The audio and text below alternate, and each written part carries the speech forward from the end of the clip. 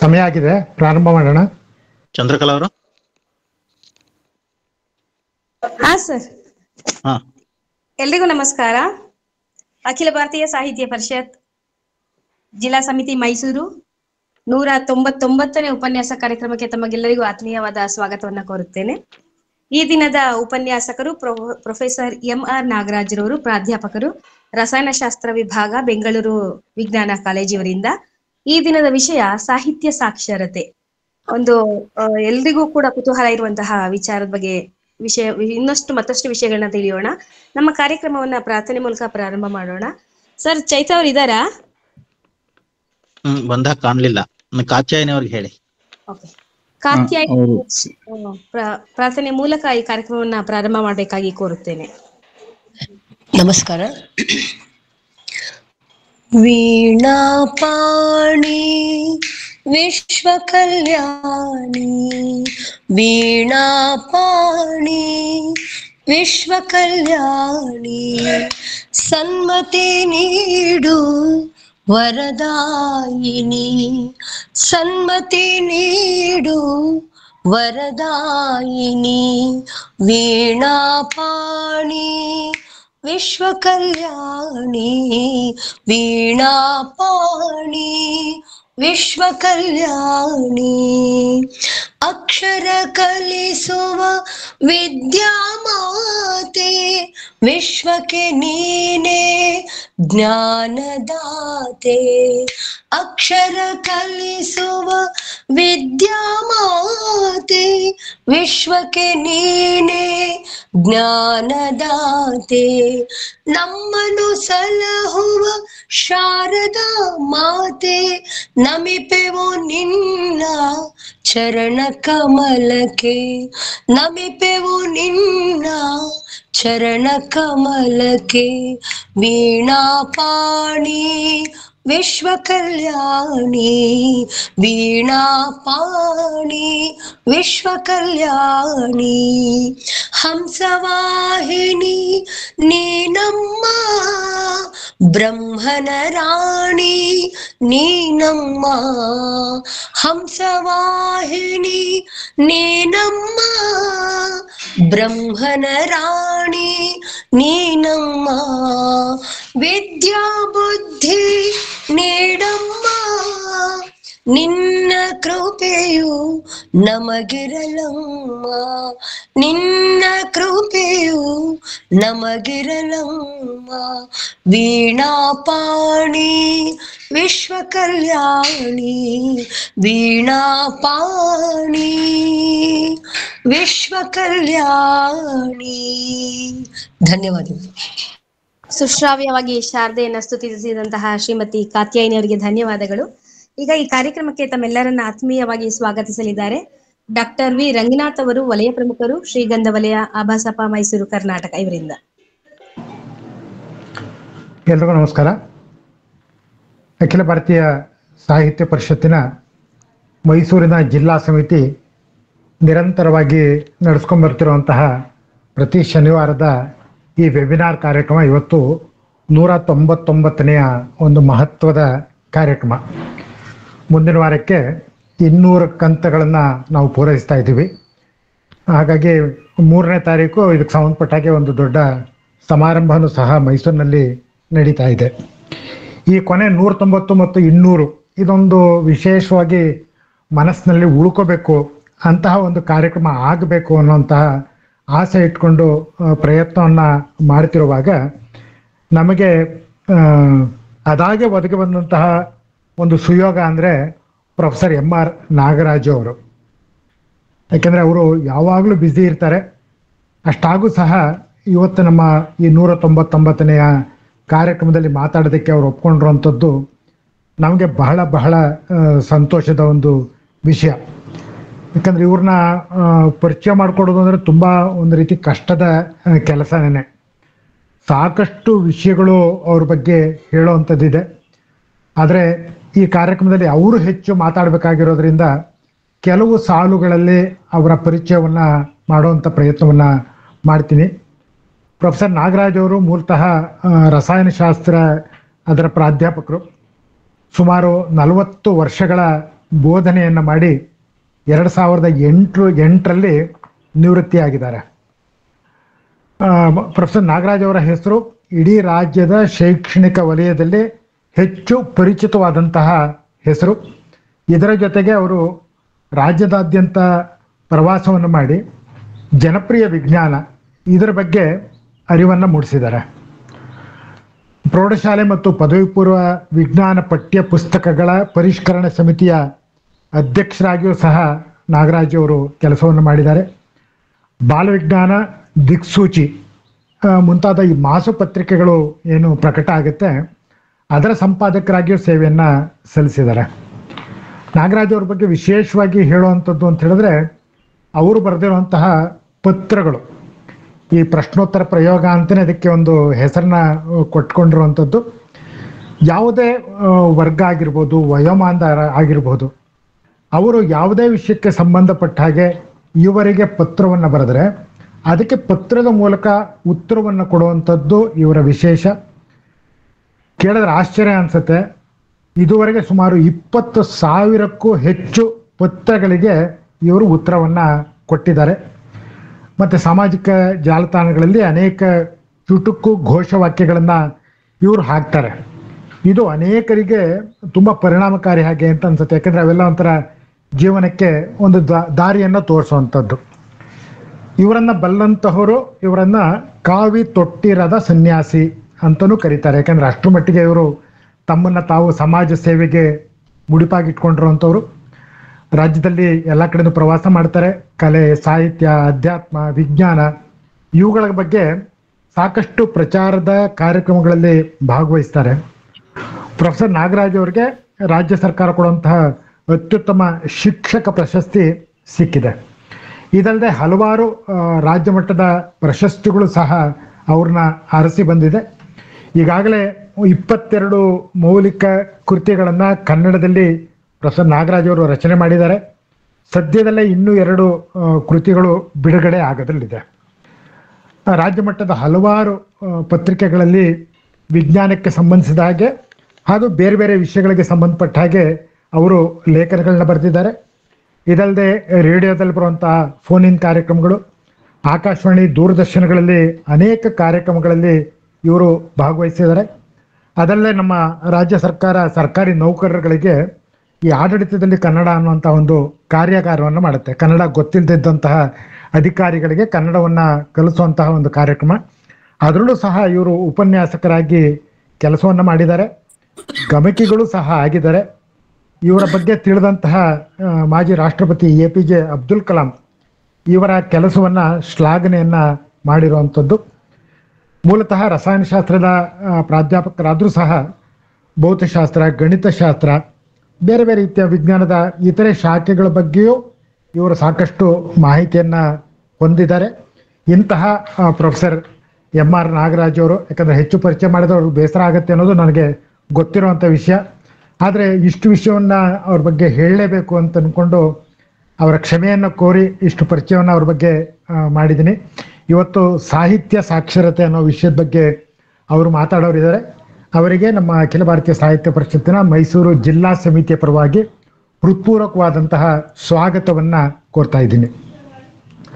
ಅದೇ ರೀತಿ ಇವತ್ತು ನಮ್ಮ ಕಾರ್ಯಕ್ರಮದಲ್ಲಿ ಉಪಸ್ಥಿತರಿರುವಂಥ ನಮ್ಮ ಜಿಲ್ಲಾ ಅಧ್ಯಕ್ಷರಾದಂಥ ಪ್ರೊಫೆಸರ್ ರಾಮರತನ್ ಅವರಿಗೆ ಹಾಗೂ ಅಖಿಲ ಭಾರತೀಯ ಸಾಹಿತ್ಯ ಪರಿಷತ್ತಿನ ಎಲ್ಲ ಸದಸ್ಯರು ಮತ್ತು ಕಾರ್ಯಕರ್ತರಿಗೆ ಹಾಗೂ ಕೆಲವರು ವಿಶೇಷವಾಗಿ ಇವತ್ತು ಈ ಕಾರ್ಯಕ್ರಮಕ್ಕೋಸ್ಕರ ಅವ್ರು ನಮ್ಮ ಜೊತೆ ಸೇರ್ಕೊಂಡಿದ್ದಾರೆ. ಅವರೆಲ್ಲರಿಗೂ ಸಹ ಸ್ವಾಗತವನ್ನು ಕೋರಿ ನನ್ನ ಸ್ವಾಗತದ ಕೆಲವು ಮಾತುಗಳನ್ನು ಮುಗಿಸ್ತೀನಿ. ನಮಸ್ಕಾರ. ಧನ್ಯವಾದಗಳು ಸರ್. ನಿಮಗೂ ಕೂಡ ಈ ಕಾರ್ಯಕ್ರಮಕ್ಕೆ ಸ್ವಾಗತವನ್ನ ಕೋರುತ್ತೇನೆ. ಈ ದಿನದ ವಿಷಯ ಮೊದಲೇ ಹೇಳಿದ ಹಾಗೆ ಬಹಳ ಆಸಕ್ತಿದಾಯಕವಾದಂತಹ ವಿಷಯ ಸಾಹಿತ್ಯ ಸಾಕ್ಷರತೆ. ಈ ವಿಷಯದ ಬಗ್ಗೆ ಮತ್ತಷ್ಟು ವಿಚಾರಗಳನ್ನ ತಿಳಿಯೋಣ ಪ್ರೊಫೆಸರ್ MR ನಾಗರಾಜ್ ಅವರಿಂದ. ಸರ್, ನಿಮಗಾಗಿ ಈ ವೇದಿಕೆ, ನಿಮ್ಮ ಮಾತುಗಳಿಗಾಗಿ ನಾವೆಲ್ಲ ಕಾಯ್ತಾ ಇದ್ದೀವಿ. ಮತ್ತೊಮ್ಮೆ ನಿಮಗೆ ಈ ಕಾರ್ಯಕ್ರಮಕ್ಕೆ ಸ್ವಾಗತ. ಎಲ್ಲರಿಗೂ ನಮಸ್ಕಾರ. ಕೇಳಿಸ್ತಾ ಇದೆ ಅಲ್ವಾ? ಕೇಳಿಸ್ತಾ ಇದೆ ಸರ್, ಕೇಳಿಸ್ತಾ ಇದೆ. ಓಕೆ. ಆತ್ಮೀಯರೇ, ಈ ಸಾಕ್ಷರತಾ ಕಾರ್ಯಕ್ರಮ ಬಂದಾಗ ಅನೇಕರು ತುಂಬ ಭರವಸೆ ಇಟ್ಕೊಂಡ್ರು. ಸಾಕ್ಷರತಾ ಕಾರ್ಯಕ್ರಮ ಯಶಸ್ವಿಯಾಗ್ಬಿಟ್ರೆ ಆಲೋಚನಾ ಬರುತ್ತೆ, ಜನ ಎಲ್ಲರೂ ವಿಚಾರವಂತರಾಗ್ತಾರೆ, ಅನೇಕ ಮೂಢನಂಬಿಕೆಗಳು ಹೊರಟೋಗುತ್ತೆ. ಈ ತರ ಅನೇಕ ಒಬ್ಬೊಬ್ರು ಅವ್ರವ್ರದ್ದೇ ಆದಂತ ಕನಸನ್ನ ಕಂಡಿದ್ರು. ಆದ್ರೆ ಅದ್ರ ಬಗ್ಗೆ ಸ್ವಲ್ಪ ಸಿನಿಕ್ ಆಗಿ ನೋಡಿದವರು ಶಿವರಾಮ್ ಕಾರಂತರು ಮತ್ತೆ ನಾನು. ಶಿವರಾಮ್ ಕಾರಂತರು ಯಾಕೆ ನೋಡಿದ್ರು ಅಂತಂದ್ರೆ, ಅವರು ಅನಕ್ಷರಸ್ಥರಿಗೂ ಅರ್ಥ ಆಗತ್ತೆ ಅಂತ ಕೆಲವು ಚಲನಚಿತ್ರಗಳನ್ನ ಮಾಡಿದ್ರು. ಸಾಮಾಜಿಕ ಸಮಸ್ಯೆಗಳನ್ನೆಲ್ಲ ಜನರಿಗೆ ನಾನು ತಿಳಿಯಪಡಿಸ್ತೀನಿ ಅಂತ. ಆದ್ರೆ ಆ ಚಲನಚಿತ್ರ ನೋಡಿದ ಜನ ಪ್ರತಿಕ್ರಿಯಿಸಿದ ರೀತಿ ನೋಡಿ, ಓಹೋ, ಇದರಲ್ಲಿ ಜನ ಚಲನಚಿತ್ರದಲ್ಲಿ ಮನರಂಜನೆ ಬಯಸ್ತಾರೆ ಹೊರತು ಅಲ್ಲಿರುವಂತಹ ಆಶಯನ ಕಲ್ತ್ಕೊಳ್ಳುವಂತಹ ಆಲೋಚನೆ ಅವ್ರಿಗೆ ಬರಲಿಲ್ಲ ಅಂತ ವ್ಯಥೆ ಆಗಿತ್ತು. ಅದಕ್ಕೆ ಅವ್ರೇನ್ ಹೇಳೋರು ಅಂತಂದ್ರೆ, ಹೆಬ್ಬೆರಳಿನ ಮೂಲಕ ಮಸಿ ಬೆಳೆದ್ರೇನು, ಪೆನ್ನಿನ ಮೂಲಕ ಮಸಿ ಬೆಳೆದ್ರೇನು, ಎರಡೂ ಒಂದೇ ಅಂತ ಹೇಳ್ತಾ ಇದ್ರು ಸಾಕ್ಷರತಾ ಕಾರ್ಯಕ್ರಮಕ್ಕೆ ಸಂಬಂಧಪಟ್ಟ ಹಾಗೆ. ಅದು ನಿಜವೇ ಒಂದ್ ಥರದಲ್ಲಿ ಆಲೋಚನೆ ಮಾಡಿದ್ರೆ, ಆಲೋಚನೆ ಮಾಡೋ ಶಕ್ತಿನ ಹೇಳ್ಕೊಡ್ದಲೇನೆ ಏನಾಗಿದೆ ಅಂತಂದ್ರೆ, ಬರೇ ಅವರು ಸಹಿ ಹಾಕುವಷ್ಟು ಬಂದ್ಬಿಟ್ರೆ ಅವ್ರನ್ನ ಸಾಕ್ಷರರು ಅಂತ ಘೋಷಣೆ ಮಾಡಿ ಬೇಗ ನಮ್ಮ ಜಿಲ್ಲೆ ಸಾಕ್ಷರತಾ ಜಿಲ್ಲೆ ಅಂತ ಹೇಳ್ಕೊಳ್ಳೋದ್ರಲ್ಲಿ ಅನೇಕರಿಗೆ ಸಂತೋಷ ಕಾಣ್ತಾ ಇತ್ತು ಅನ್ನುವಂಥದ್ದು ಗಮನಿಸ್ಬೇಕಾದ್ದು. ಇನ್ನು ನನ್ನ ಬಗ್ಗೆ ಹೇಳೋದಾದ್ರೆ, ನಾನು ಹೇಳ್ತಾ ಇದ್ದೆ, ಯಾವುದೇ ಕೆಲಸ ಒಬ್ಬ ಮನುಷ್ಯ ಮಾಡ್ಬೇಕಾದ್ರೆ ಅದರಿಂದ ಆಗೋ ಲಾಭದ ಒಂದು ಕನಸಾದ್ರೂ ಇರ್ಬೇಕು. ಸೂರ್ಯೋದಯ ಆಗಕ್ ಮುಂಚೆ ಅರುಣೋದಯ ಆಗುತ್ತೆ, ಅರುಣೋದಯ ಆದರೆ ಸೂರ್ಯೋದಯ ಆಗುತ್ತೆ ಅನ್ನುವಂಥ ಭರವಸೆ ಬರುತ್ತೆ. ಆದ್ರೆ ಈ ಅಕ್ಷರ ತಿದ್ದೋದಿದೆಯಲ್ಲ, ಅದು ಅತ್ಯಂತ ಬೇಸರದ ಕೆಲಸ.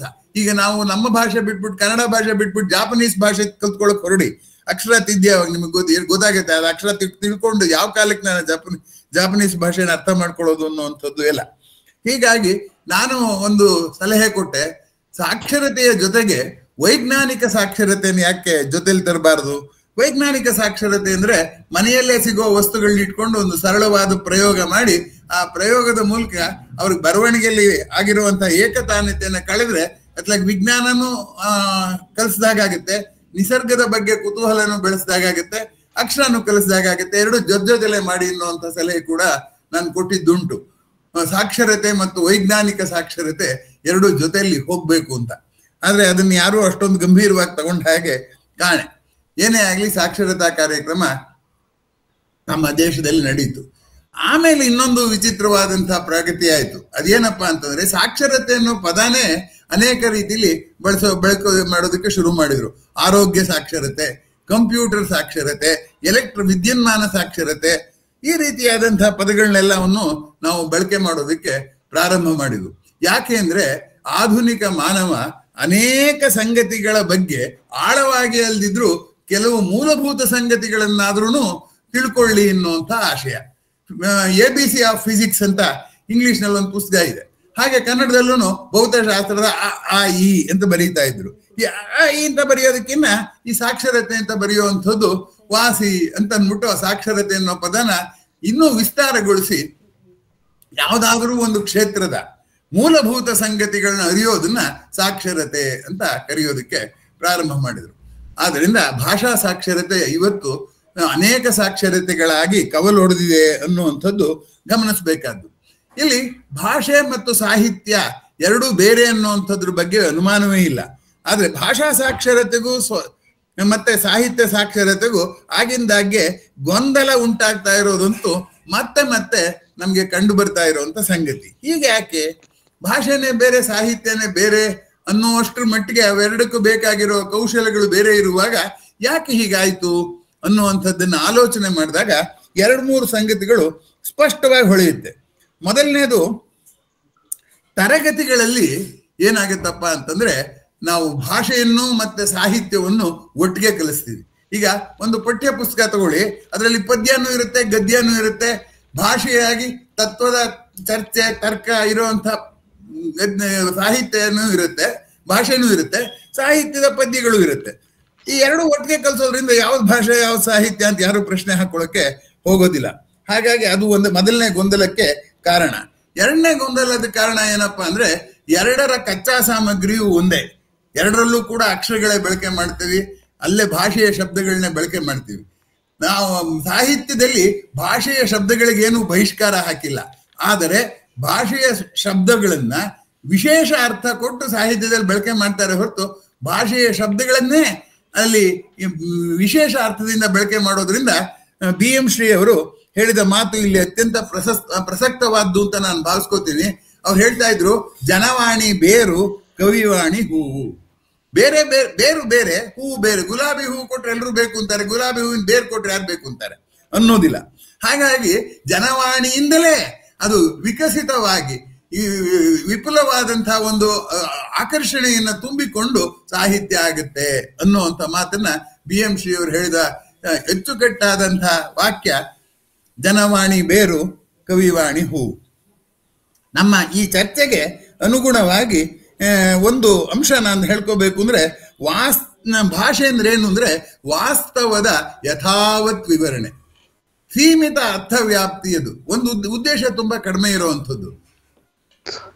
ಆಮೇಲೆ ಆ ಭಾಷೆಯಲ್ಲಿ ಹೆಚ್ಚು ಶಬ್ದಗಳನ್ನ ಬಳಸೋ ಹಾಗಿಲ್ಲ. ಆಡು ಮಾತಿನ ಶಬ್ದಗಳನ್ನಲ್ದಲೇನೆ ಹೆಚ್ಚು ಬಳಸಿದ್ರೆ ಆಗ್ಲೇ ಜನಕ್ಕೆ ಹೊರೆ ಅನ್ಸುತ್ತೆ. ಇವಾಗ ಪ್ರಾಮಾಣಿಕ ಅಂದ್ರೆ ಎಲ್ರಿಗೂ ಅರ್ಥವಾಗುತ್ತೆ. ನಾಕಸ್ತೂರಿ ತಮಾಷೆಗೆ ಹೇಳ್ತಾರೆ, ಪ್ರಾಮಾಣಿಕ ಯಾರಾದ್ರೂ ಮಾತಿಗೆ ಮುಂಚೆ ಪ್ರಮಾಣ ಮಾಡೋನು ಅಂತ. ಹಾಗೆ ಯಾರು ನಾವು ಅರ್ಥ ಮಾಡ್ಕೊಳ್ಳಲ್ಲ. ಅವ್ರು ತಮಾಷೆ ಮಾಡಿದ್ಮೇಲೆ ಆ ತರ ಮಾಡ್ಬೋದು ಅಂತ ಗೊತ್ತಾದ್ದು. ಪ್ರಾಮಾಣಿಕ ಅನ್ನಕ್ಕೆ ನಾನು ಬಾಲ್ಯದಲ್ಲಿ ಬಳಕೆ ಮಾಡ್ತಿದ್ದ ಪದ ನಿಸ್ಪೃಹ ಅಂತ. ಸ್ಪೃಹ ಅಂದ್ರೆ ಅಂಟ್ಕೊಳ್ಳೋದು, ನಿಸ್ಪೃಹ ಅಂದ್ರೆ ಯಾವುದಕ್ಕೂ ಅಂಟ್ಕೊಳ್ದೇ ಇರೋನು. ಯಾವುದಕ್ಕೂ ಅಂಟ್ಕೊಳ್ದೇ ಇರೋನು ಲಂಚಕ್ಕೂ ಅಂಟ್ಕೊಳ್ಳೋದಿಲ್ಲ, ಯಾರಿಗೂ ಅಂಟ್ಕೊಳ್ಳೋದಿಲ್ಲ, ಯಾರು ಮುಲಾಜಿಗೂ ಸಿಕ್ಕಾಕೊಳ್ಳೋದಿಲ್ಲ. ಅದರಿಂದ ಪ್ರಾಮಾಣಿಕ ಅಂತ. ಎರಡೂ ಪದಗಳಿದ್ರೂ ಕೂಡ ಇವತ್ತು ಪ್ರಾಮಾಣಿಕ ಅನ್ನೋ ಪದ ಉಳ್ಕೊಂತು, ನಿಸ್ಪೃಹ ಅನ್ನೋ ಪದ ಹೊರಟೋಯ್ತು ಅಂದ್ರೆ ಇದೆ, ಆದರೆ ಬಳಕೆಯಲ್ಲಿಲ್ಲ. ಅದಕ್ಕೆ ಒಬ್ಬ ಭಾಷಾಶಾಸ್ತ್ರಜ್ಞ, ಇಂಗ್ಲಿಷ್ ಭಾಷಾಶಾಸ್ತ್ರಜ್ಞ ಹೇಳ್ತಾನೆ, people say that word is dead when it is said, it is not so, it begins to live when I start saying it ಅಂತ. ನಾನು ಹೇಳ್ತಾನೆ ಅದಕ್ಕೆ ಜೀವ ಕೊಡ್ಬೇಕೆ ಹೊರತು ಬಿಟ್ಬಿಟ್ರೆ ಹೊರಟು ಹೋಗ್ಬಿಡುತ್ತೆ ಅನ್ನುವಂಥ ಮಾತು. ಇನ್ನೊಂದು ಸಂಗತಿ ಏನಪ್ಪಾ ಅಂತಂದ್ರೆ, ಇವು ಹೋಗ್ಲಿ ಸಾಹಿತ್ಯವನ್ನು ಭಾಷೆಯನ್ನು ಬೇರೆ ಬೇರೆ ಮಾಡಿ ಇಡೋಣ ಅಂದ್ರೆ ತುಂಬಾ ಕಷ್ಟ. ಯಾಕಪ್ಪ ಅಂತಂದ್ರೆ ಕೆಲವು ಪದ್ಯಗಳನ್ನ ನೀವು ಗಮನಿಸಿದ್ರೆ, ಬಿಡಿ ಬಿಡಿಯಾಗಿ ಗಮನಿಸಿದ್ರೆ ಅದು ದಿನನಿತ್ಯದ ಸಂಭಾಷಣೆ ಹಾಗೆ ಕಾಣುತ್ತೆ, ಜೋಡಿಸಿದ್ರೆ ಅದು ಕಾವ್ಯ ಆಗ್ಬಿಡುತ್ತೆ. ಉದಾಹರಣೆಗೆ KS ನರಸಿಂಹಸ್ವಾಮಿ ಅವರ ಕವನ ಇದೆ, ಎಲ್ಲಿದ್ದೀಯೇ ಮೀನಾ ಇಲ್ಲಿದ್ದೇ ನಮ್ಮ.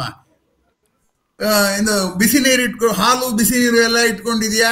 ಇಟ್ಕೊಂಡಿದ್ದೀನಿ, ಕಣ್ಣಲ್ಲೂ ನೀರು. ಹೀಗೆ ಬರೀತಿದ್ನು. ಅದ್ ಪದ್ಯ ಓದಿ ನೀವು, ಸಂಭಾಷಣೆ ತರಾನೇ ಕಾಣುತ್ತದು. ಅದು ಸಾಹಿತ್ಯವೇ ಅಂತ ಅನುಮಾನ ಬರುತ್ತೆ. ಆದ್ರೆ ಅದಷ್ಟನ್ನು ಓದಿದ ಮೇಲೆ ಒಂದು ವಿಶೇಷವಾದ ಅರ್ಥ ಛಾಯೆ ಹೊಳೆಯೋದ್ರಿಂದ ಆಗ ಅದನ್ನ ಸಾಹಿತ್ಯ ಅಂತ ಕರೆಯುವಂಥದ್ದು. ಇನ್ನು ಸಾಹಿತ್ಯದಲ್ಲಿ ಕಲಾತ್ಮಕತೆಯ ಅಂಶ ಇರುತ್ತೆ, ನೇರವಾದ ನಿರೂಪಣೆ ಇರೋದಿಲ್ಲ, ವಕ್ರೋಕ್ತಿ ಇರುತ್ತೆ. ಭಾಷೆಗೆ ಖಚಿತವಾದ ಅರ್ಥ ಆದ್ರೆ ಗುಣ ಆದ್ರೆ, ಸಾಹಿತ್ಯದಲ್ಲಿ ಖಚಿತವಾದ ಅರ್ಥ ದೋಷ.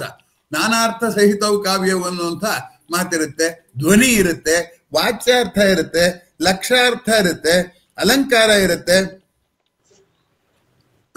ಅರ್ಥಾಲಂಕಾರ ಇರುತ್ತೆ, ಶಬ್ದ ಅಲಂಕಾರ ಇರುತ್ತೆ. ಇದೆಲ್ಲ ಇರೋದ್ರಿಂದ ಭಾಷೆಗಿನ್ನ ಭಿನ್ನವಾಗಿ ಅದು ನಿಂತ್ಕೊಳ್ಳುತ್ತೆ, ಬೇರೆಗಿನ್ನ ಭಿನ್ನವಾಗಿ ಹೂ ಕಾಣುತ್ತೆ ಅನ್ನೋದನ್ನ ನಮ್ಮ BM ಶ್ರೀ ಅವರ ವಾಕ್ಯದಲ್ಲಿ ಕೂಡ ನೀವು ಗಮನಿಸಿರ್ಬೋದು. ಇಷ್ಟಾದ್ರೂ ತಿರ್ಗಾ ಗೊಂದಲ ಇದೆ. ಯಾಕೆಂದ್ರೆ ಹಾಗಾದ್ರೆ ಭಾಷೆಯಲ್ಲಿ ಸಾಹಿತ್ಯ ಇಲ್ವೋ, ಸಾಹಿತ್ಯದ ಅಂಶ ಇಲ್ವೋ ಅಂತ ನೀವು ಕೇಳಿದ್ರೆ ಖಂಡಿತ ಇದೆ. ಅತ್ತೆ ಒಡೆದ ಪಾತ್ರೆಗೆ ಬೆಲೆ ಇಲ್ಲ ಅಂತ ಇವತ್ತು ನೀವು ಬಳಕೆ ಮಾಡ್ತೀವಿ. ಒಡೆಯುವ ಪಾತ್ರೆಯೂ ಇಲ್ಲ ಈಗ, ಅತ್ತೆ ಸೊಸೆ ಜೊತೆಲೂ ಇರಲ್ಲ. ಆದ್ರೆ ಗಾದೆ ಮಾತ್ರ ಹಾಗೆ ಉಳ್ಕೊಂಡಿದೆ, ಅತ್ತೆ ಒಡೆದ ಪಾತ್ರೆಗೆ ಬೆಲೆ ಇಲ್ಲ ಅಂತ. ಇನ್ನೊಂದು ಸಂದರ್ಭ, ನಾನು ಕಾಲೇಜಿನಲ್ಲಿ ಕೋಲಾರದಲ್ಲಿ ಕೆಲಸ ಮಾಡುವಾಗ ಹುಡುಗರ ಕಾಲೇಜು ಮತ್ತೆ ಹುಡುಗಿಯರ ಕಾಲೇಜ್ ಆಗಿ ಎರಡು ಭಾಗ ಮಾಡಿದ್ರು ಕಾಲೇಜ್ನ. ಆಗ ಹುಡುಗರೆಲ್ಲ ಮಾತಾಡ್ತಾ ಒಬ್ಬ ಹುಡುಗ ಹೇಳ್ದ, ಸದ್ಯ ಹುಡುಗಿನ ಚುಡಾಯಿಸ್ತಾನೆ ಅಂತ ನಾನು ಸುಮ್ನೆ ಬೈತಿದ್ರು ಎಲ್ಲಾರು. ಅದೆಲ್ಲ ತಪ್ಪಪ್ಪ, ನಂಗೆ ಆರಾಮ ಆಯ್ತು ಅಂತ ಹೇಳ್ದ ಹುಡುಗ. ನಾನು ಸುಮ್ಮನೆ ಕೇಳ್ತಾ ಇದ್ದೆ. ಇನ್ನೊಬ್ಬ ಹುಡುಗ, ನೀವೇನೇ ಹೇಳಿ ಸರ್, ನಮ್ಮ ಕಾಲೇಜಲ್ಲಿ ಮಲ್ಲಿಗೆ ಹೂವಿನ ವಾಸನೆನೇ ಇಲ್ದಾಗ ಆಗೋಯ್ತು, ಮಲ್ಲಿಗೆ ಹೂವಿನ ಪರಿಮಳವೇ ಇಲ್ದಾಗ ಆಗೋಯ್ತು ಈ ಕಾಲೇಜ್ ವಿಭಜನೆ ಮಾಡಿದ್ರಿಂದ ಅಂತ ಹೇಳ್ದ. ಈಗ ಅಲ್ಲಿ ಕಲಾತ್ಮಕ ನಿರೂಪಣೆ ಬರ್ಲಿಲ್ವೇ? ಒಂದು ಸಾಹಿತ್ಯದ ಒಂದು ಅಂಶ, ಒಂದು ಕಿಡಿನಾರು ಇದೆ. ಅದು ಜ್ವಾಲೆ ಆದ್ರೆ ಸಾಹಿತ್ಯ, ಇದು ಕಿಡಿಯಾದ್ರೂ ಮಾತಿನಲ್ಲಿ ಇದ್ದೇ ಇದೆ. ಈಗ ಕೋಪದಿಂದ ಕಿಡಿಯಾದ ಅಂದ್ರೆ ಆ ಕಿಡಿಲಿ ಹಪ್ಪಳನೂ ಸುಡೋಕ್ಕಾಗಲ್ಲ, ಬೀಡಿನೂ ಹೊತ್ತಿಸ್ಕೊಳಕ್ಕಾಗಲ್ಲ. ಆದ್ರೂ ನಮ್ಗೆಲ್ರಿಗೂ ಅರ್ಥವಾಗುತ್ತೆ.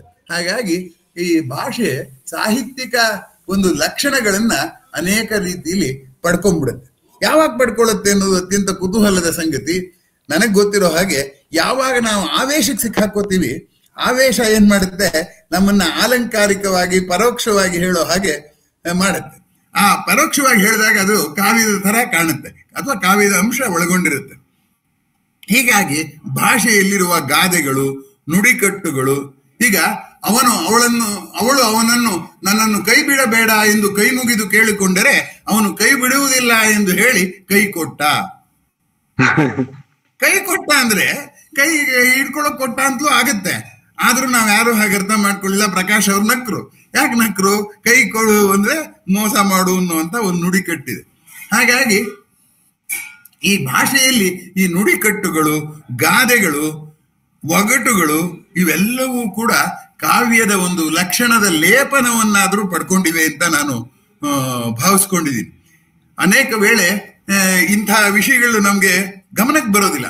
ಒಂದ್ಸರಿ ನಾನು IAS ಅಧಿಕಾರಿಗಳಿಗೆ, KAS ಅಧಿಕಾರಿಗಳಿಗೆ ಆಡಳಿತದಲ್ಲಿ ಕನ್ನಡ ಶಿಬಿರ ಮಾಡ್ಬೇಕಾದ್ರೆ ಅವ್ರು ಹೇಳಿದ್ರು, ನಾವೆಲ್ಲ ಮಾತಾಡೋದೇ ಕನ್ನಡ ಸರ್, ನಮ್ಗೆ ಕನ್ನಡ ಬರುತ್ತೆ, ನಮ್ಗೆ ಸುಮ್ಮನೆ ನಮಗ್ ತೊಂದರೆ ಕೊಡ್ಬೇಡಿ, ನೀವು ಏನಾದ್ರು ರಂಜನೀಯವಾಗಿ ಹೇಳ್ಬಿಡಿ, ನಮ್ಗೆ ಈ ಅನುವಾದ ಮಾಡೋದು ಅಂತದೆಲ್ಲ ಕೊಟ್ಟು ನಮ್ಮನ್ನು ಗೋಳಿಕೋಬೇಡಿ ಅಂತ ಅವ್ರು ಮೊದಲೇ ಹೇಳ್ಬಿಟ್ರು.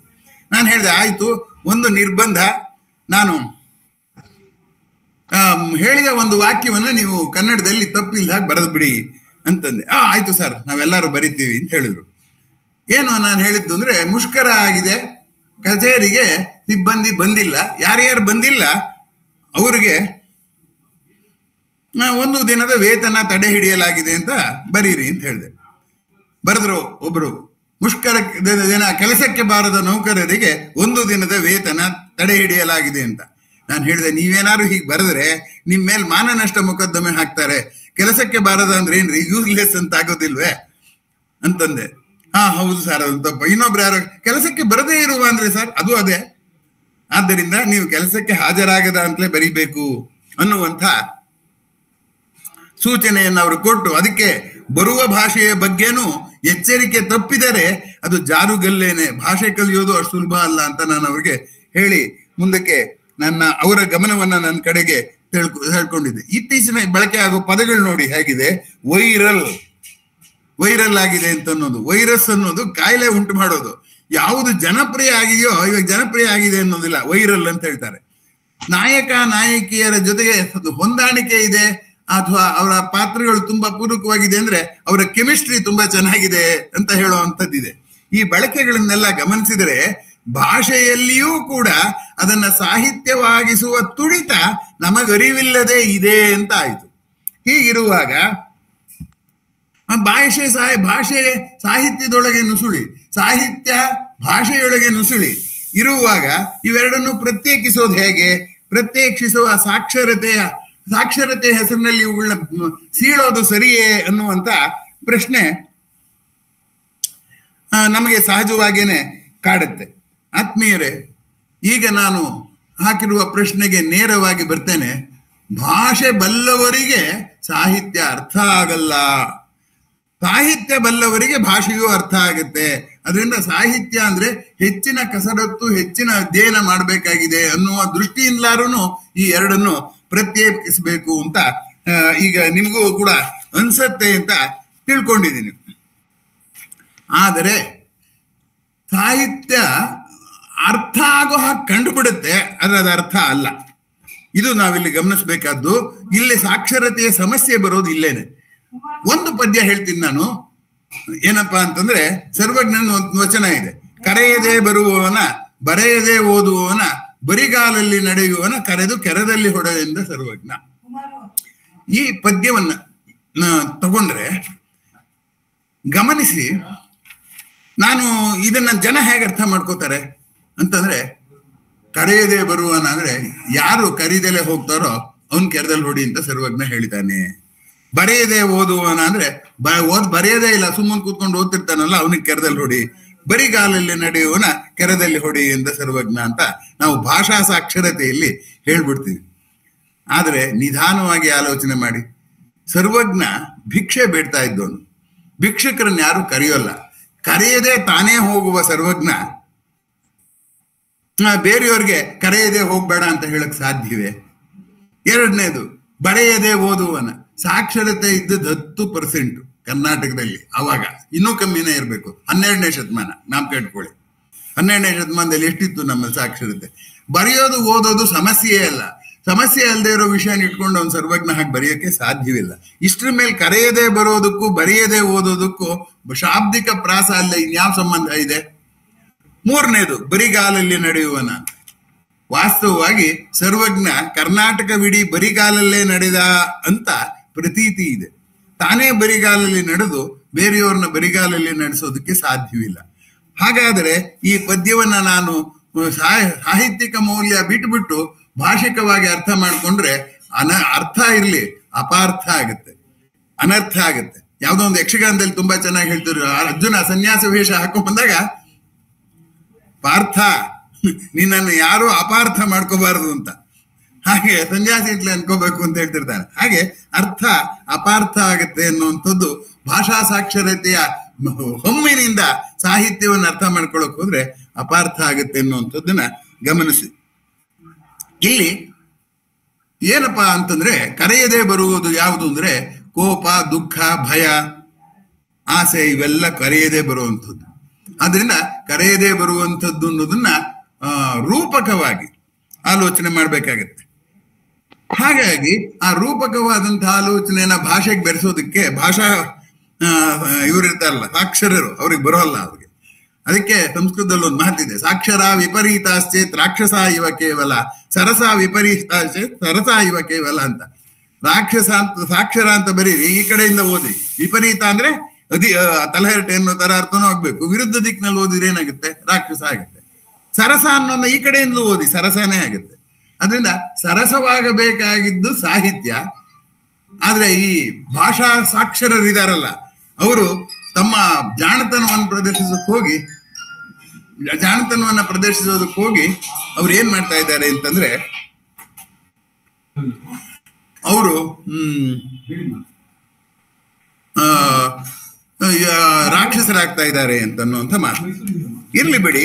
ಹೀಗೆ ನಾನು ಯಾಕೆ ಹೇಳ್ತಿದ್ದೀನಿ ಅಂದ್ರೆ, ಭಾಷಾ ಸಾಕ್ಷರತೆ, ಸಾಹಿತ್ಯ ಸಾಕ್ಷರತೆ ಯಾಕೆ ಬೇಕು ಅಂದ್ರೆ, ಭಾಷೆ ಬಂದಾಗ ನಾವು ಸಾಹಿತ್ಯ ನನಗೆ ಸಾಹಿತ್ಯಿಕವಾಗಿ ಕಾಲ್ಪನಿಕವಾಗಿ ಆಲೋಚನೆ ಮಾಡೋಕ್ಕಿನ್ನೂ ಬರ್ತಿಲ್ಲ ಅನ್ನುವಂಥದ್ದು ಗಮನಿಸಬೇಕಾದ್ದು. ಈಗ ಇದು ಆವ ಬೃಂದಾವನವು ಸೆಳೆಯಿತು ನಿನ್ನ ಮಣ್ಣಿನ ಕಣ್ಣನು ಅನ್ನೋದು ಅಡಿಗರ ಒಂದು ಪದ್ಯದ ಸಾಲು. ಅವಮೋಹನ ಮುರಳಿ ಕರೆಯಿತು ನಿನ್ನ ಇದು ಅವಮೋಹನ ಮುರಳಿ ಕರೆಯಿತು ದೂರ ತೀರಕ್ಕೆ ನಿನ್ನನು, ಆವ ಬೃಂದಾವನವು ಸೆಳೆಯಿತು ನಿನ್ನ ಮಣ್ಣಿನ ಕಣ್ಣನು. ಮಣ್ಣಿನ ಕಣ್ಣು ಅಂದ್ರೇನು? ಮಣ್ಣಲ್ಲಿ ಮಾಡಿದ ಕಣ್ಣು ಅಂತಲೇ. ಮಣ್ಣಿನ ಮಗ ಅಂದ್ರೇನು? ನೋಡಿ, ಭಾಷೆಯಲ್ಲೂ ಹಾಗೆ ಬಂದ್ಬಿಡುತ್ತೆ. ಆದ್ರೆ ಈ ಸಾಹಿತ್ಯದಲ್ಲಿ ಪ್ರಜ್ಞಾಪೂರ್ವಕವಾಗಿ ವಾಚ್ಯಾರ್ಥವನ್ನ ಮೀರಿ ಒಂದು ಲಕ್ಷಾರ್ಥವನ್ನ ಕೊಡ್ತಾರೆ. ವಾಚ್ಯಾರ್ಥವನ್ನು ಒಪ್ಪಿ ಲಕ್ಷಾರ್ಥ ಕಂಡ್ರೆ ಅದನ್ನ ಅಜಹಲ್ ಲಕ್ಷಣ ಅಂತಾರೆ. ವಾಚ್ಯಾರ್ಥವನ್ನು ತಿರಸ್ಕರಿಸಿ ಲಕ್ಷಾರ್ಥವನ್ನು ಮಾಡಿದ್ರೆ ಅದನ್ನ ಏನಂತಾರೆ? ಅಜಹಲ್ ಲಕ್ಷಣ ಅಂತಾರೆ. ಲಕ್ಷಣ ಅಂತಾರೆ. ಜಹಾದ್ರೆ ತ್ಯಜಿಸೋದು. ವಾಚ್ಯಾರ್ಥವನ್ನು ತ್ಯಜಿಸಿ ಅರ್ಥ ಮಾಡ್ಕೊಂಡು ಜಹಲಕ್ಷಣ, ವಾಚ್ಯಾರ್ಥವನ್ನು ಪೂರೈಸಿಕೊಂಡು ಅರ್ಥ ಮಾಡ್ಕೊಂಡ್ರೆ ಅಜಹಲ್ ಲಕ್ಷಣ ಅಂತ ಕರೀತಾರೆ. ಈ ಸೂಕ್ಷ್ಮ ಎಲ್ಲ ಭಾಷಾ ಕಲಿತವ್ರಿಗೆಲ್ಲ ಬರೋದಿಲ್ಲ ಅನ್ನುವಂಥದ್ದು ಗಮನಿಸ್ಬೇಕಾದ. ಕೆಲವು